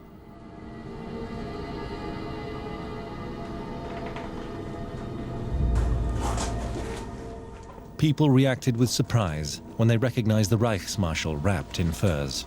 One witness recalls, there was no resentment of him. It was as if he was a victim too. "It's pretty bad," Goering said, "but you have to be patient. Trust me. I'll do what I can." And with handshakes and best wishes, Goering left the shelter.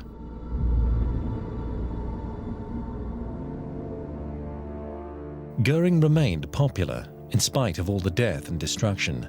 And because he was popular, he believed that the war couldn't be lost if the leaders didn't make any mistakes.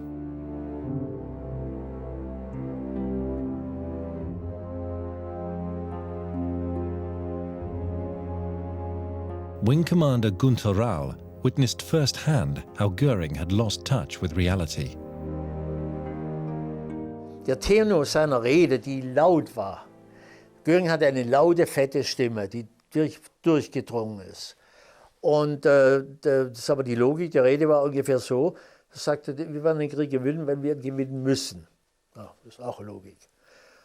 Und einen Satz werde ich nie vergessen. Das war ungefähr so das Ende seiner Rede, als er sagte, der Feind wird deutschen Boden nicht betreten. Sollte es aber so sein, was nicht passiert, dann werden wir die Familie wegbringen, Sicherheit, und werden auf den Barrikaden kämpfen bis zum Schluss. His special position in the Nazi hierarchy even qualified him to have an army of his own. The Hermann Goering Division was his pride and joy, a unit of 18,000 men that saw itself as an elite, fighting on the Eastern Front in North Africa and Italy. Er war Vorbild für uns. Die Männer gingen für Goering durchs Feuer bis zum Schluss. Like the Waffen-SS, Hermann Goering's troops had undergone ideological training. His division was known for its exceptional fanaticism and brutality. These are scenes from the recruiting film shown in cinemas all over Germany before the newsreel.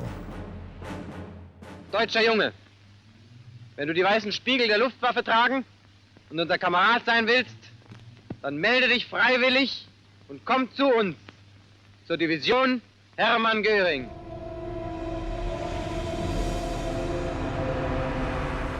Dann sprach er von den Verrätern, die den Zusammenbruch der Ostfront verursacht hätten. Lauter Verräter.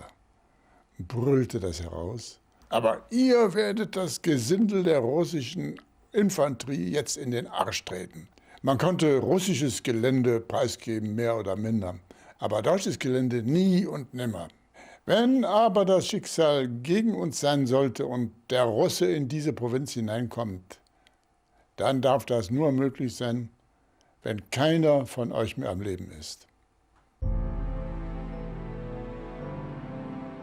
In the summer of 1944, the division was fighting Italian partisans in Tuscany. The area around Civitella between Arezzo and Siena was considered particularly dangerous. 3 German soldiers had been shot here. The locals fled in fear of retaliation, but Goering's soldiers lured them back into the village. E arrivò la notizia dal comando tedesco: rientrate perché la popolazione è innocente, non ci sarà nessuna ritorsione, nessuna rappresaglia.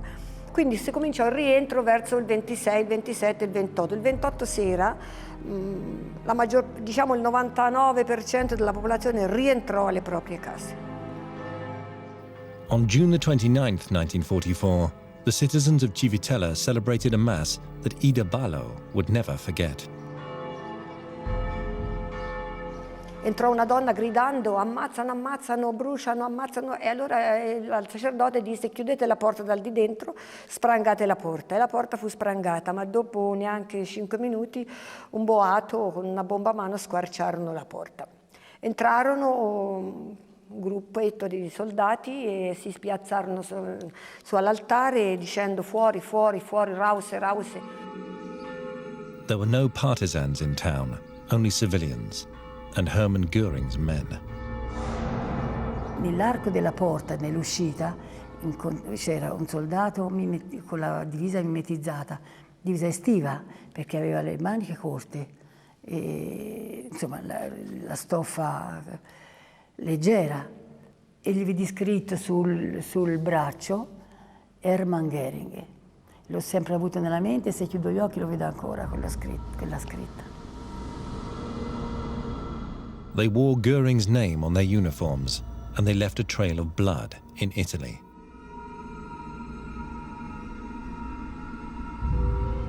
Civitella was surrounded by a wall, like a fortress. There was no escape. Davanti alla chiesa, lì sul sagrato, avvenne la straziante separazione. Gli uomini da una parte, a destra, le donne a sinistra, i ragazzi a sinistra guardavano quanto uno era alto, quanto uno i ragazzi più. Presero un ragazzo di 14 anni che era piuttosto robusto e lo mandarono con gli uomini, mentre noi donne e ragazzi ci mandarono via, facevano fuori, fuori, fuori, fuori. Attraversando la piazza non vedevamo ancora i morti, vedevamo già le case bruciare però. 100 homes were burned to the ground by the Germans. 251 civilians shot. Among the victims were old people and children, the youngest of them just 1 year old. E tutti in chiesa, la chiesa era piena, da in cima a un fondo, e vedevi quelle donne che passavano a scoprire: questo è il mio, questo non è il mio. Allora, per scrivere sopra queste bare, chiamiamole bare, questi 4, per scriverci un nome. E lì vidi una cassa che stava inchiodando. E io mi gettai su quella cassa e dissi: no, qui dentro il mio babbo non ce lo mettete. Allora mi portarono via e non vollero che andassi a vederlo. Io non l'ho visto. On each anniversary of the massacre, the citizens of Civitella remember their dead with a torchlight procession. The question whether Goering knew what his soldiers were doing in his name remains controversial to this day. In October 2005, suspected war criminals of the division Hermann Goering were put on trial in the Italian city of La Spezia.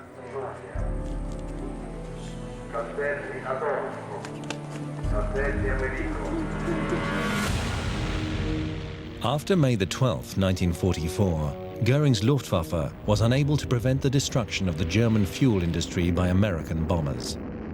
This was the Achilles heel of the armaments sector. Without fuel, the mechanized war would grind to a halt.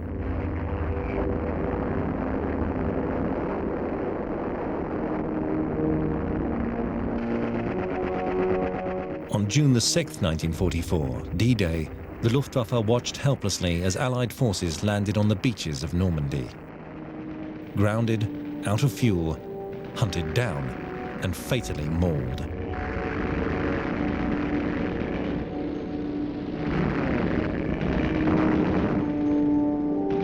Es liegt vollkommen offen auf der Hand, dass die Luftwaffe regelrecht verheizt wurde.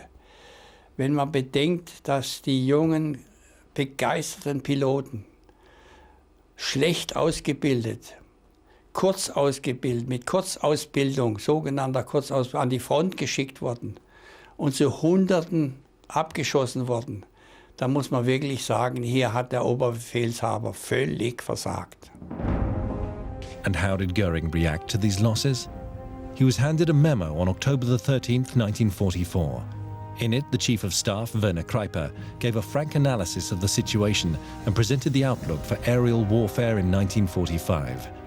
Goering was so upset by the document that he tore it up, but the sheets have survived. Stratosphere condense off your wingtips, giving you away in long trails of magnificent treachery. Irritated, Goering added a question mark.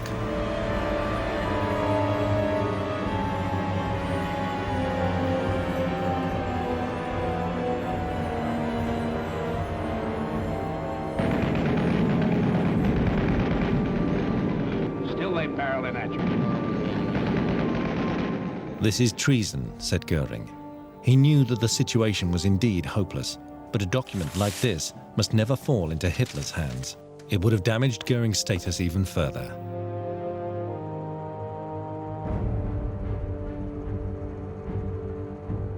He dug the grave of the Luftwaffe one man at a time. Funerals of fighter pilots like Werner Mulders, who had crashed as early as November 1941, became ever more frequent. But the true inferno was still to come.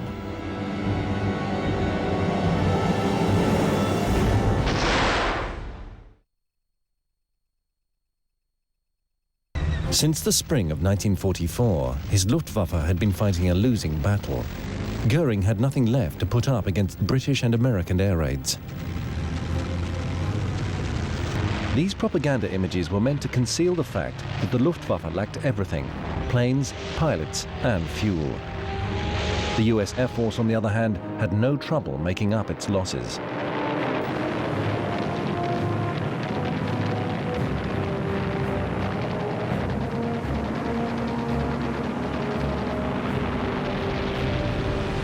Hermann Goering at the state funeral for pilot Helmut Lent in October 1944. In just 6 months, the German Air Force had lost 2,300 planes.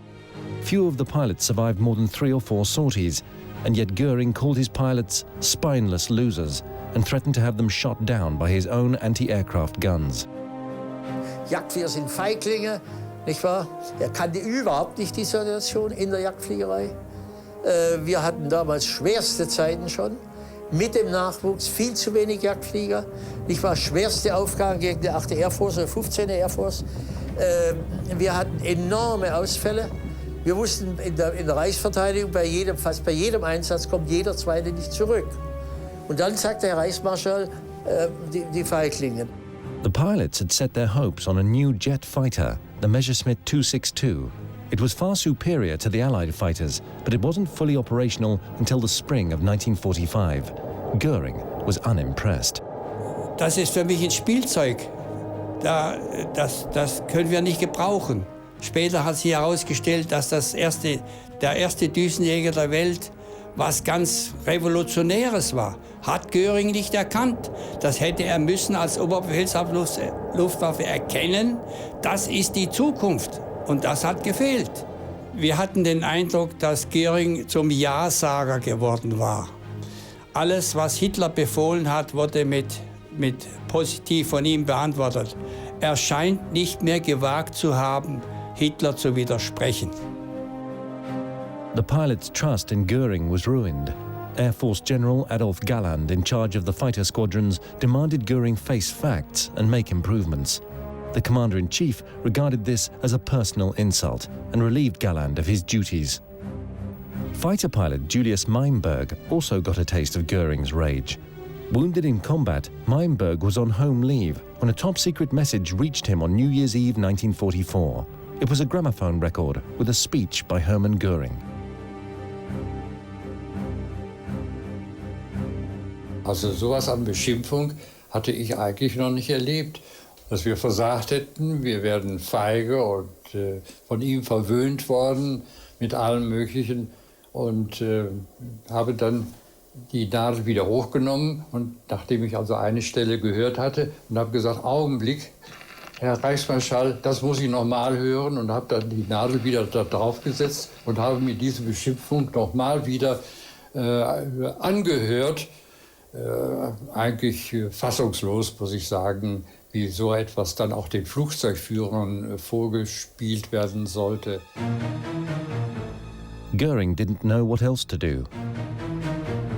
All he had left was showing off and talking big.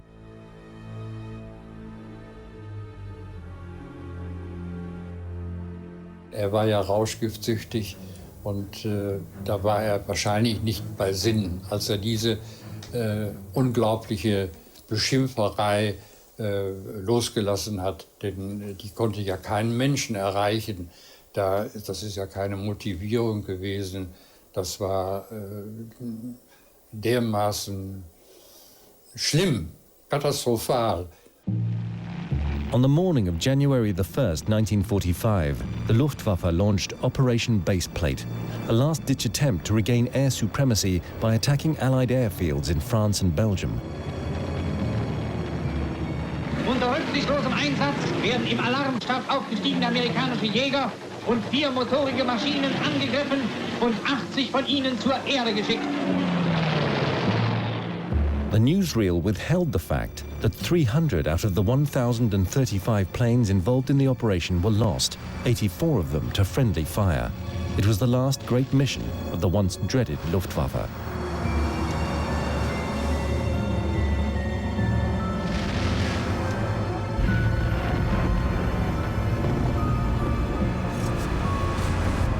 It was only now that the head of the aviation ministry met with strong resistance in his own ranks.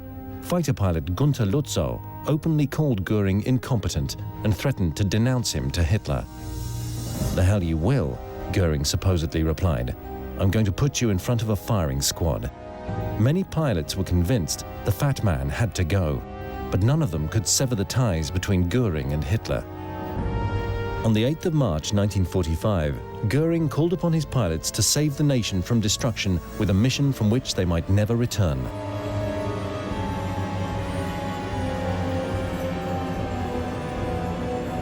The Elbe Special Command was assembled at the town of Stendal in northern Germany. Out of 2,000 young pilots that volunteered, 300 were chosen. They didn't know much about the war, but they wanted to be heroes. Klaus Hahn was just 20 years old. Und dieser RAM-Einsatz sollte also kein RAM-Einsatz schlechthin sein, sondern ein RAM-Einsatz, ein spektakulärer RAM-Einsatz, der zur Wirkung haben sollte, Schreck und Entsetzen bei der US Air Force, der dann eben den Erfolg haben sollte, dass sie sich weigerten, nach Deutschland weiter einzufliegen, zumindest vorübergehend. No one knew that 1 week later, the US Army Air Force's strategic air attacks on Germany would come to an end. The war was almost over. For the young pilots of the Elbe Special Command, the worst was yet to come.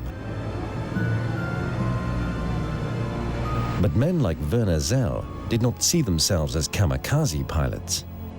Uns war klar und deutlich gesagt, ihr habt die reelle Chance zu überleben. Und ihr sollt auch bei eurem RAM-Einsatz so fliegen, dass ihr die Hoffnung habt, dass ihr überleben könnt. The ramming attacks began on the 7th of April 1945 with 183 pilots against 1,300 bombers of the US 8th Air Force.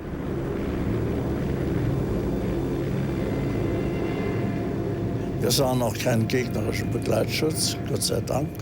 Die waren vorausgeflogen. Und als wir dann nahe genug da waren, haben wir uns gegenseitig noch zugewunken. Auf Wiedersehen. When they reached the Steinhuder Meer, a lake near Hanover, the ramming fighters ran into American bombers. Werner Zell aimed his plane at a bomber's elevator unit in an attempt to bring the enemy down.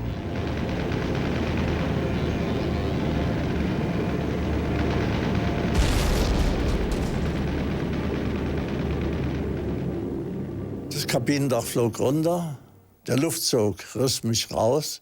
Ich schlug mit der rechten Schulter gegen mein eigenes Seiten- oder Höhenleitwerk. Ich hatte versucht, mit der rechten Hand an den Notgriff zu kommen, also den Griff, mit dem man den Fallschirm öffnet. Ich konnte nicht. Die Schmerzen waren wahnsinnig. Der Fallschirm öffnete sich und ich war wieder bewusstlos. 77 of the German pilots lost their lives. The Americans lost 23 bombers. Unfazed, they continued to attack their targets in northern Germany.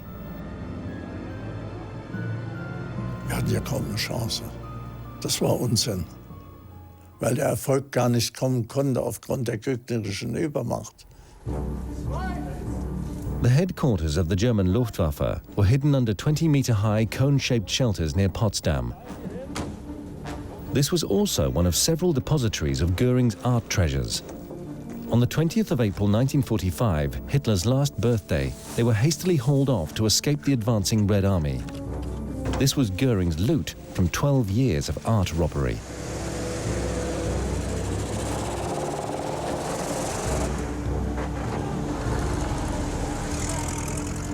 Hitler's deputy couldn't get out of the endangered capital fast enough.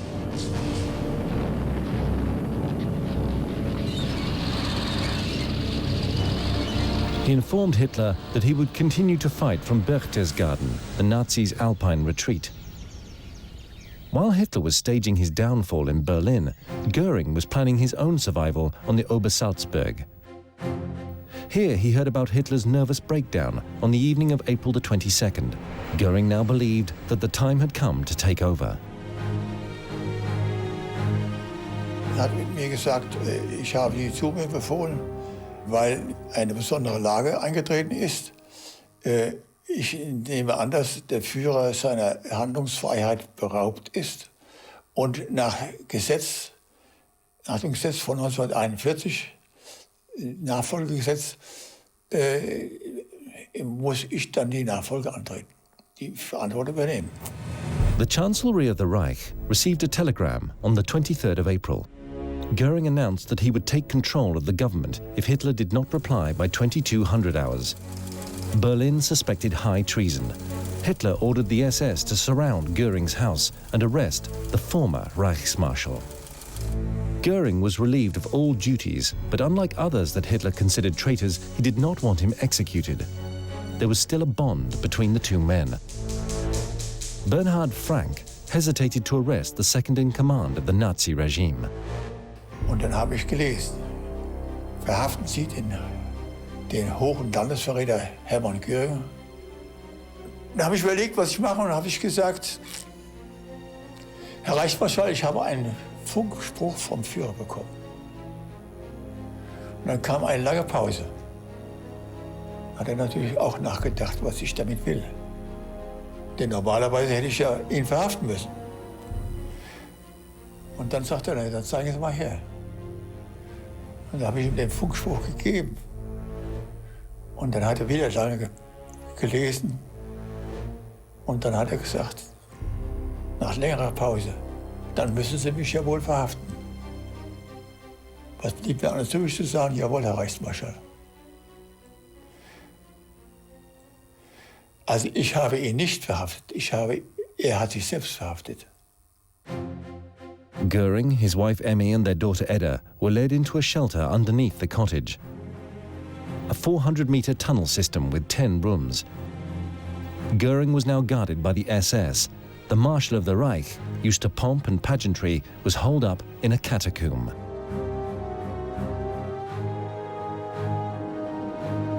On April the 25th, 360 British bombers attacked Hitler's mountain. Goering's private shelter was shaken by the impact of the enormous bombs, some of them over 5 tons, but the concrete ceiling withstood the impact.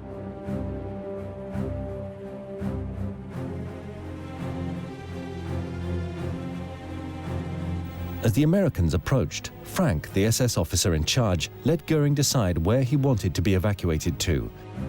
His reply, to Mautendorf, where I spent my youth. One last time, Goering returned to the castle of his childhood, this time as a prisoner, to escape into a life of fantasy and romantic dreams of chivalry.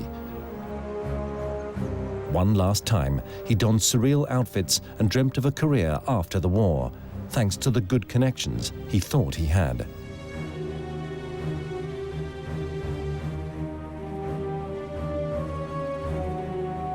Also zunächst mal musste ich mal eine halbe Stunde warten, bis Hermann Goering bereit war. Er hat sich nämlich umgekleidet. Und Hermann Goering erschien im Jachtkostüm. Er hat gesagt, wir haben den Sohn von Stalin hier, der ist gut behandelt worden, der wird uns helfen können. Auf der englischen Seite habe ich eine Menge Verbindungen. Da hoffe ich, dass ich ins Gespräch kommen kann. Das habe ich zur Kenntnis genommen, mehr nicht. Was konnte ich dazu sagen? After Hitler's death, Goering was a free man again, for a few days. At Mautendorf Castle, he dreamt of negotiating an armistice with the Western Allies. He believed he could talk to General Eisenhower about the future of Germany, from one marshal to another. On the 7th of May 1945, Goering went to meet the approaching Americans halfway.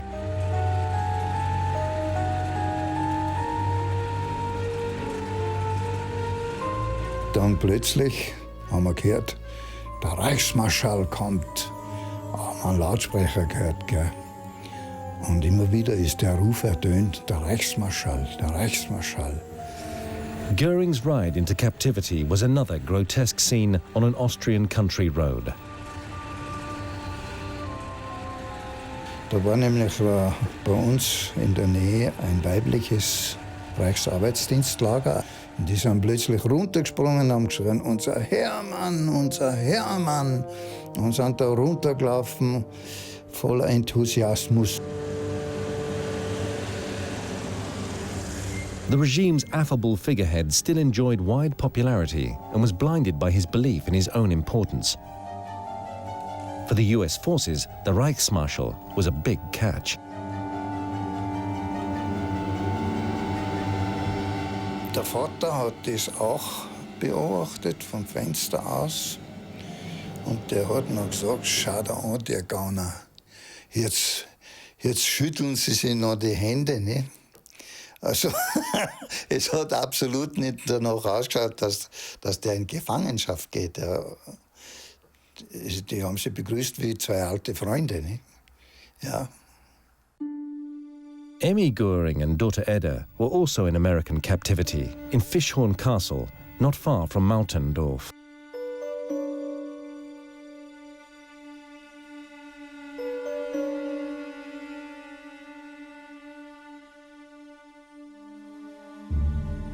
Goering was still making public appearances. He even gave a press conference.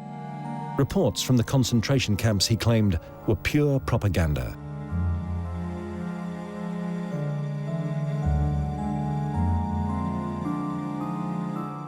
Goering played innocent and still considered himself indispensable.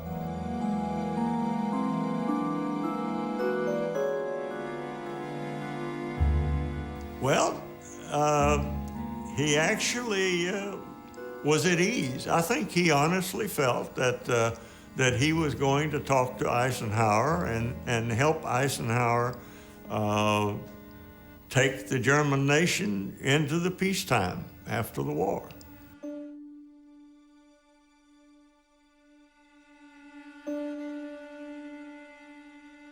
Maybe similar to the exile of Kaiser Wilhelm in World War I. So I'm sure he probably had something like that in mind, because he was certainly fallible. He seemed to smile easily, and he didn't seem to be uptight. At that time, they had not removed his weapon even. Goering presented himself in Baroque splendor and refused to believe that his life as a Renaissance man was over once and for all. At the same time in Berchtesgaden, wagon loads of stolen art were discovered in his possession. Soon there would be no more Mr. Nice Guy. Eisenhower gave orders to treat him as an ordinary prisoner. He had to surrender everything: his sidearm, his medals, his marshal's baton, his emerald ring, and his suitcases full of pills. Goering had become tremendously fat, and he weighed some enormous amount, could be 230 pounds, and he was only about 5'7", 5'9", and so it made him look grotesque. He was so fat. But it also made his thighs, his upper legs, so fat that they rubbed together, and they rubbed the skin off. And as a consequence, he brought with him some tin jars with skin cream to treat these nasty-looking sores on the inside of his legs. There was nothing left of his once so ostentatious facade. The highest-ranking Nazi alive was brought to Nuremberg. Among the ruins and debris, the old courthouse was almost undamaged. And there was also a prison, a perfect location for a tribunal to put the main war criminals on trial. To the Allies, Goering was #1 Nazi. He personified the crimes committed in Hitler's Reich.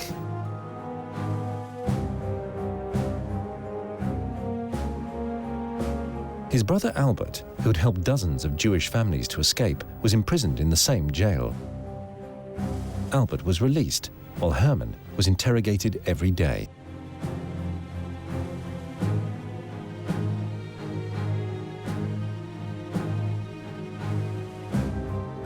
Pretty soon we heard footsteps, and then he came. He was out of breath, but he sat down and he still had an aura of being commander.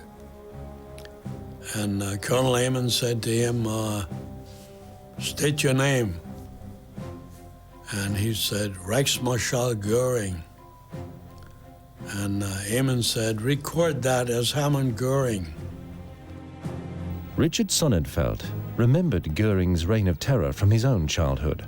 Born in 1923 in northern Germany, the son of a Jewish doctor, he managed to escape from the Third Reich in 1938. He became a naturalized US citizen, joined the army, and took part in the liberation of Dachau concentration camp. In 1945, he was an interpreter at pre-trial interrogations. Goering reminded Sonnenfeld of an affable criminal who still liked to see himself in the role of a big-mouthed leader, always interrupting and correcting his interrogators.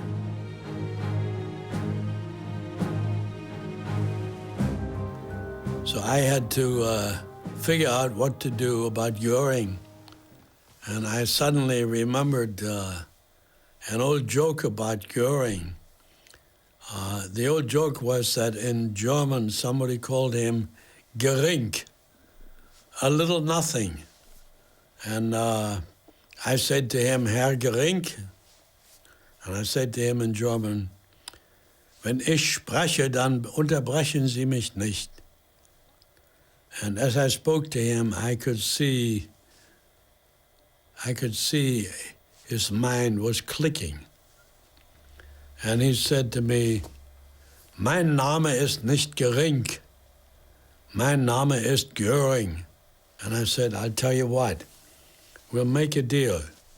If you will never interrupt me again, I will never call you Goering again. And then he smiled. Goering said he would take responsibility for anything that was done in his name, but he claimed he had known nothing about the genocide of the Jews.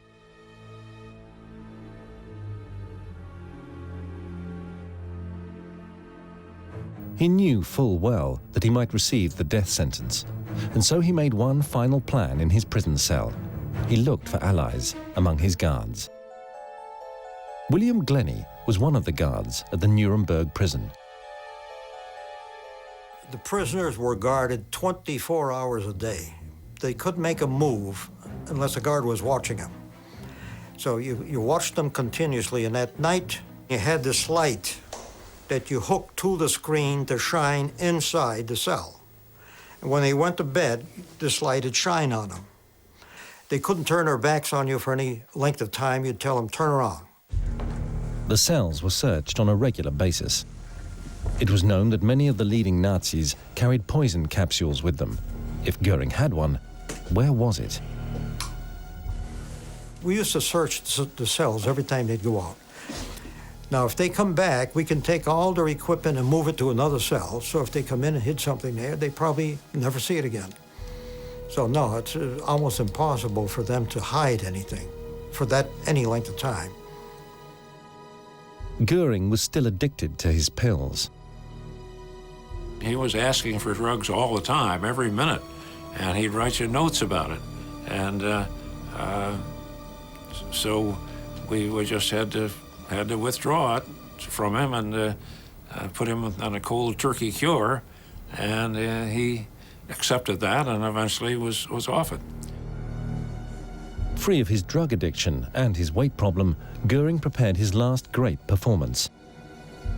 Autographs of Nazi celebrities were popular among GIs. Goering knew it and exploited the demand for his own purposes to establish contacts. Peter Samulevich, another guard, got his own souvenir. Our orders were that we weren't supposed to talk with him, but every GI that I know of the 120 different soldiers that were at the prison, we got signatures from them, and the only way you can get a signature from Goering is to ask him for it, and we did. Goering would ask questions of, how do you like being in the Army? How's your duty? Where are you from? Conversation. And talking with other comrades had him and the other prisoners.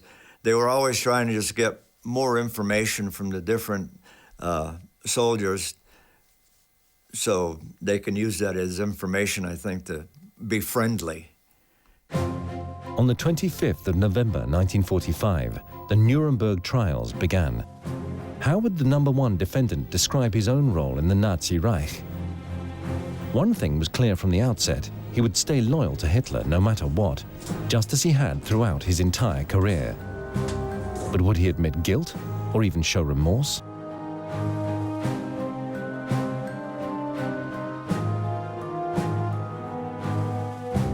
Brought before an international tribunal, the leaders of Hitler's Reich, including the still defiant Hermann Goering, the former #2 Nazi Rudolf Hess, and ex-Foreign Minister von Ribbentrop face their accusers. The trial of the main war criminals turned into a media spectacle followed around the world. I was looking at the arch criminals of all time, to my mind, and to most people's minds in the civilized world. These were the men who had condemned to death those who they wished to eliminate, children and babies and women and old men and all the others, not military people at all, but the civilians of Germany who happened to be Jews.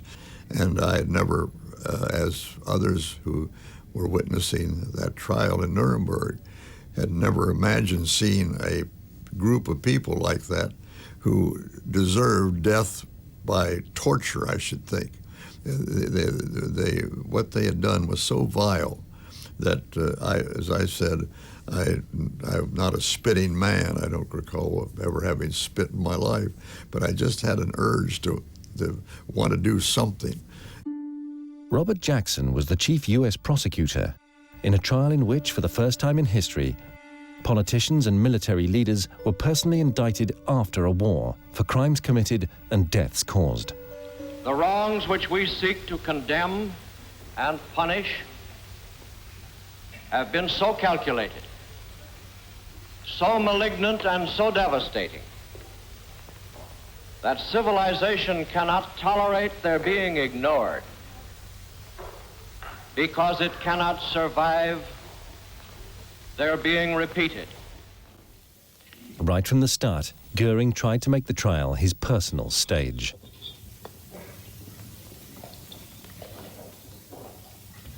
Bevor ich die Frage des Gerichtshofes beantworte, ob ich mich schuldig oder nicht schuldig bekenne, I informed the court that defendants were not entitled to make a statement. You must plead guilty or not guilty. Bekenne mich im Sinne der Anklage nicht schuldig.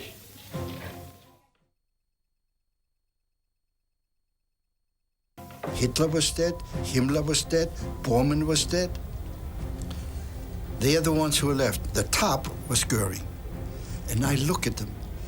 This man was involved in doing all the things to me and my family and all us Jews in Europe. Ernest Michel of Mannheim had survived Auschwitz, but lost his entire family in the Holocaust.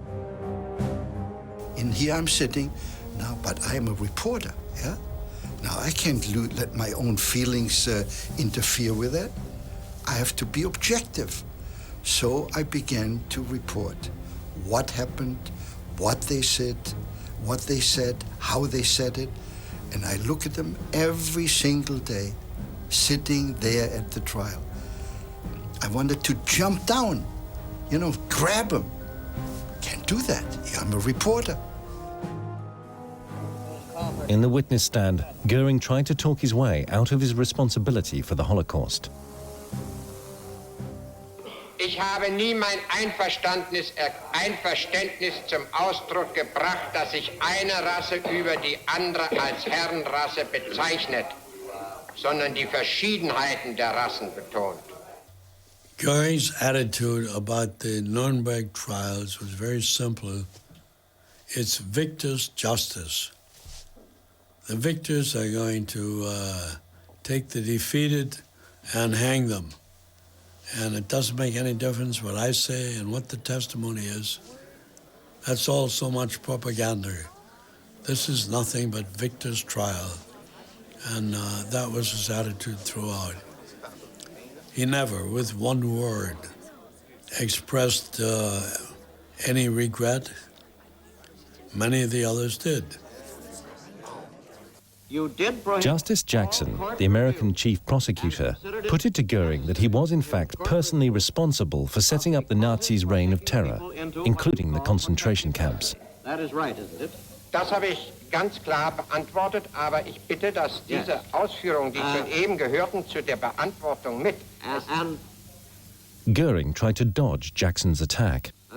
Your counsel will see to that.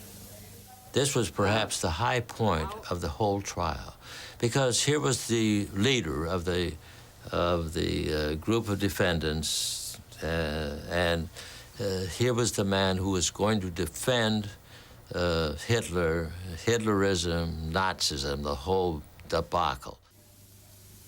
Prosecutor Jackson wanted to know whether Goering had considered the concentration camps a necessity. To protect? Ja, diese Dinge wurden notwendig aufgrund der vorhandenen Gegnerschaft. Many in the courtroom were flabbergasted by Goering's strategy of presenting injustice as justice with all his conviction. Ich glaube, mich nicht zu erinnern, die Veröffentlichung der Mobilmachungsvorbereitungen der Vereinigten Staaten jemals vorher gelesen zu haben. Well, I respectfully submit to the tribunal. He even made fun of war and crimes.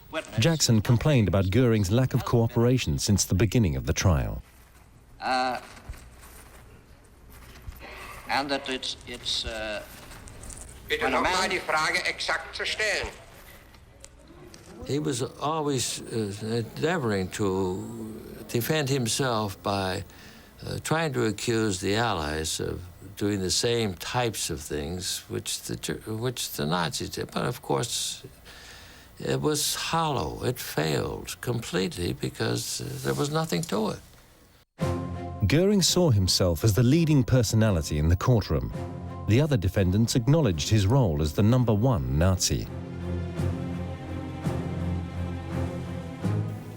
Ich denke, dass Goering wahnsinnig wichtig war, sein Erscheinungsbild, ja, oder wie er wirkt. Ein echter Angeber, durch und durch, wie er ankommt. Und dass ihm das sicher, also zum Beispiel dieses Kreuzverhör, hat er darauf angelegt, dass er gut dasteht, nicht, dass er gewinnt. Er wusste, dass er nicht gewinnen kann. His only concern now was to look good in the history books. After years of lethargy during the war, he now returned to his old role as an eloquent politician.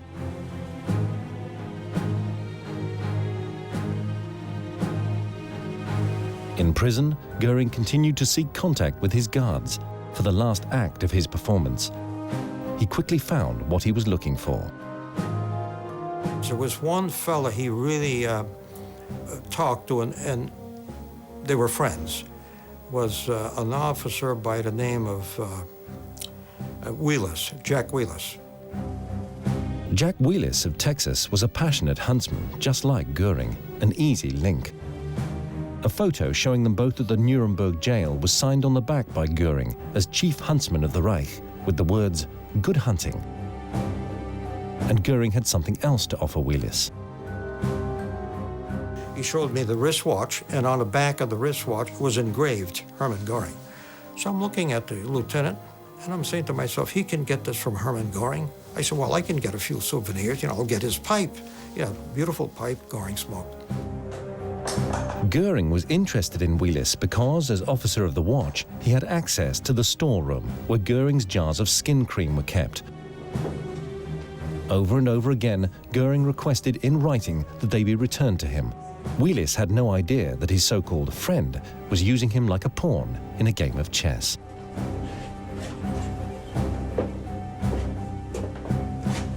I think the basic problem was that he was very clever about this. For example, he gave Wielis this present, which is a solid gold matchbook cover for paper matches, and it has on it a Luftwaffe eagle in diamonds and rubies, and beautifully made, and the kind of thing that he had that he could give away with no problem. In court, the evidence against Goering became overwhelming. He could no longer deny his guilt in the enslavement and murder of millions. And there was one particular incident that I remember where the Russian prosecution showed a film called Auschwitz. The room became dark, and there was Auschwitz. That's where it was. And now it's a film in Nuremberg at the trial.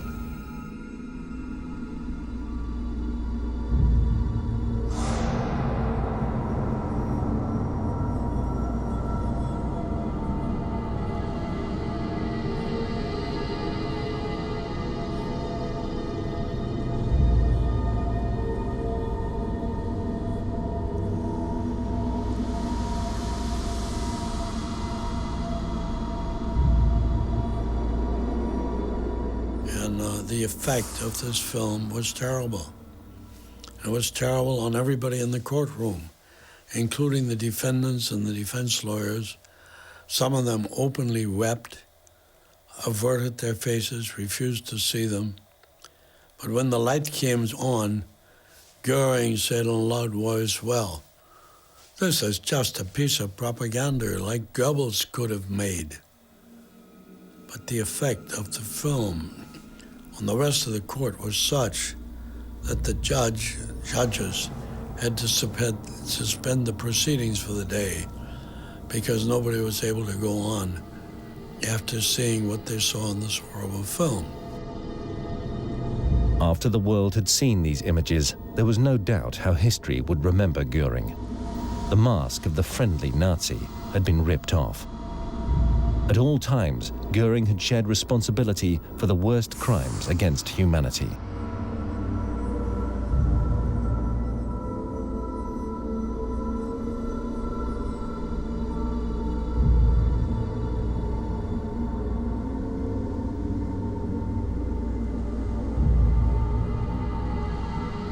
The Nazis had blown up the gas chambers and the crematorium, but they were still there. You could see it. And the light goes on, and there they sit and they're laughing. Ernest Michel was reporting on the trial against the war criminals for Dana, a German news service. Newspapers from around the world were reprinting the articles written by former Auschwitz prisoner number 104995. Readers were moved by the headlines about the concentration camp film shown in court and Goering's cold-hearted response. In his cell, Goering too read the articles of special correspondent Ernest Michel. He sent his lawyer, Dr. Stammer, to him with an unusual request.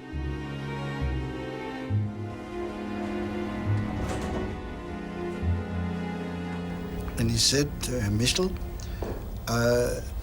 Hermann Goering read your articles about the trial. And it said, former Auschwitz inmate 104995. And he wanted to know, who is this man who writes for the German newspapers? I thought they were all, the Jews disappeared. He said he would like to meet me. And he says, would you be interested in meeting Hermann Goering? And I was shocked, meeting Goering in Nuremberg? Michel agreed and tried to put his personal experience out of his mind. For a reporter, this was an opportunity not to be missed. We walked toward the cell, and I was nervous. I must admit that. I was nervous about it, to meet Hermann Goering, although I could never write about it, just the very fact that I would meet with him.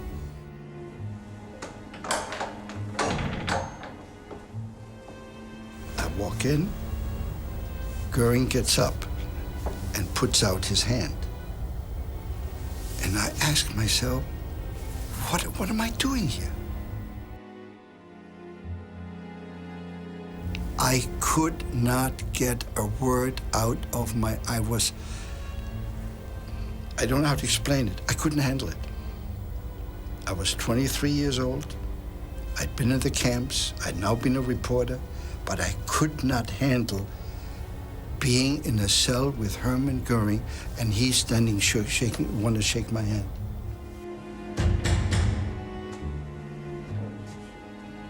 Michel left the cell without saying a word.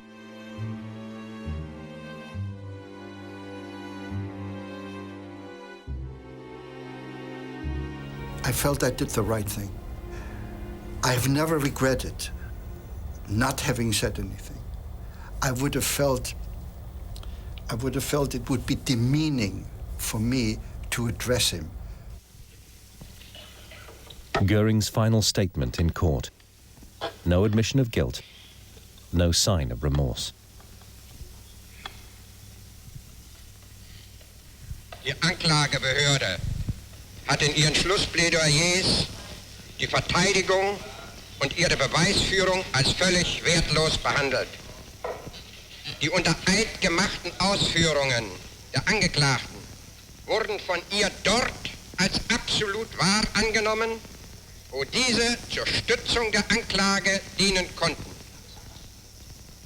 Aber im gleichen Augenblick als Meineid bezeichnet, wo diese Aussagen die Anklage widerlegten.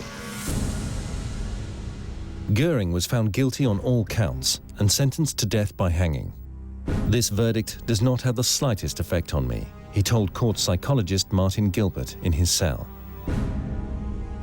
Psychological character tests, especially the Rorschach tests, proved particularly revealing. A red blot that might look like blood. Goering brushed it off. You've done that throughout the trial, the psychologist told Goering. You just didn't listen when you could no longer bear the evidence of your guilt. You didn't have the guts to face it. That's what you're guilty of. You are a moral coward.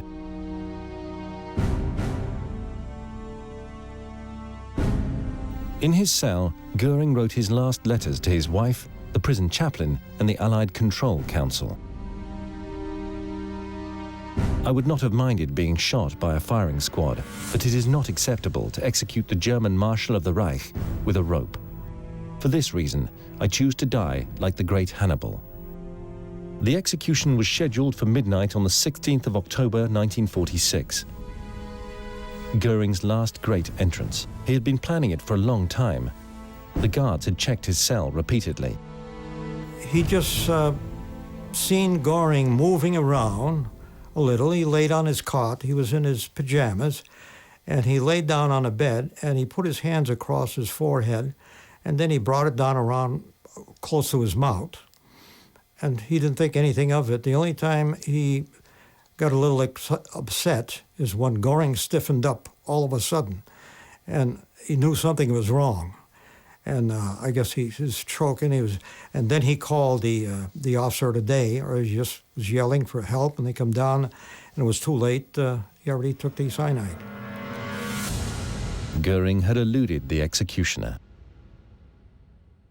Well, this is the cyanide capsules that they all had were encased in a protective metal case made of a rifle cartridge case, and it had a push-on cap of this type, and when you took the cap off, you dumped out the glass ampule, and you put that in your mouth between your teeth and bit it, and you were dead, poof, like that.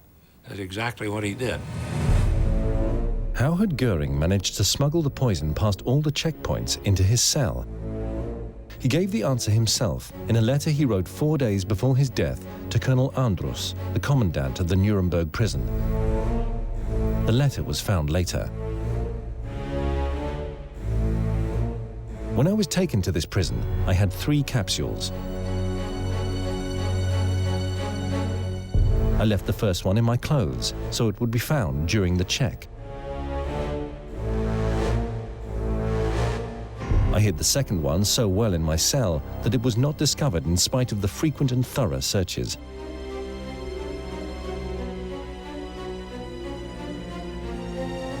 During the court sessions, I had it with me in my high boots. The third capsule is still in my small toiletry case in the round jar of skin cream, hidden inside the cream. It was nearly impossible to find the capsule.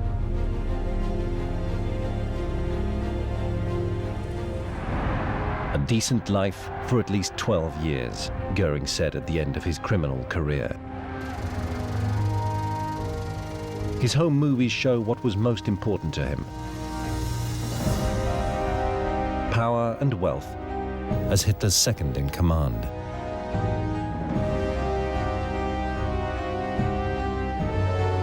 He was driven by his love of showmanship, without moderation and without scruples. Karen Hall in ruins. Nothing beside remains of Goering's former wealth. What will be remembered is his guilt.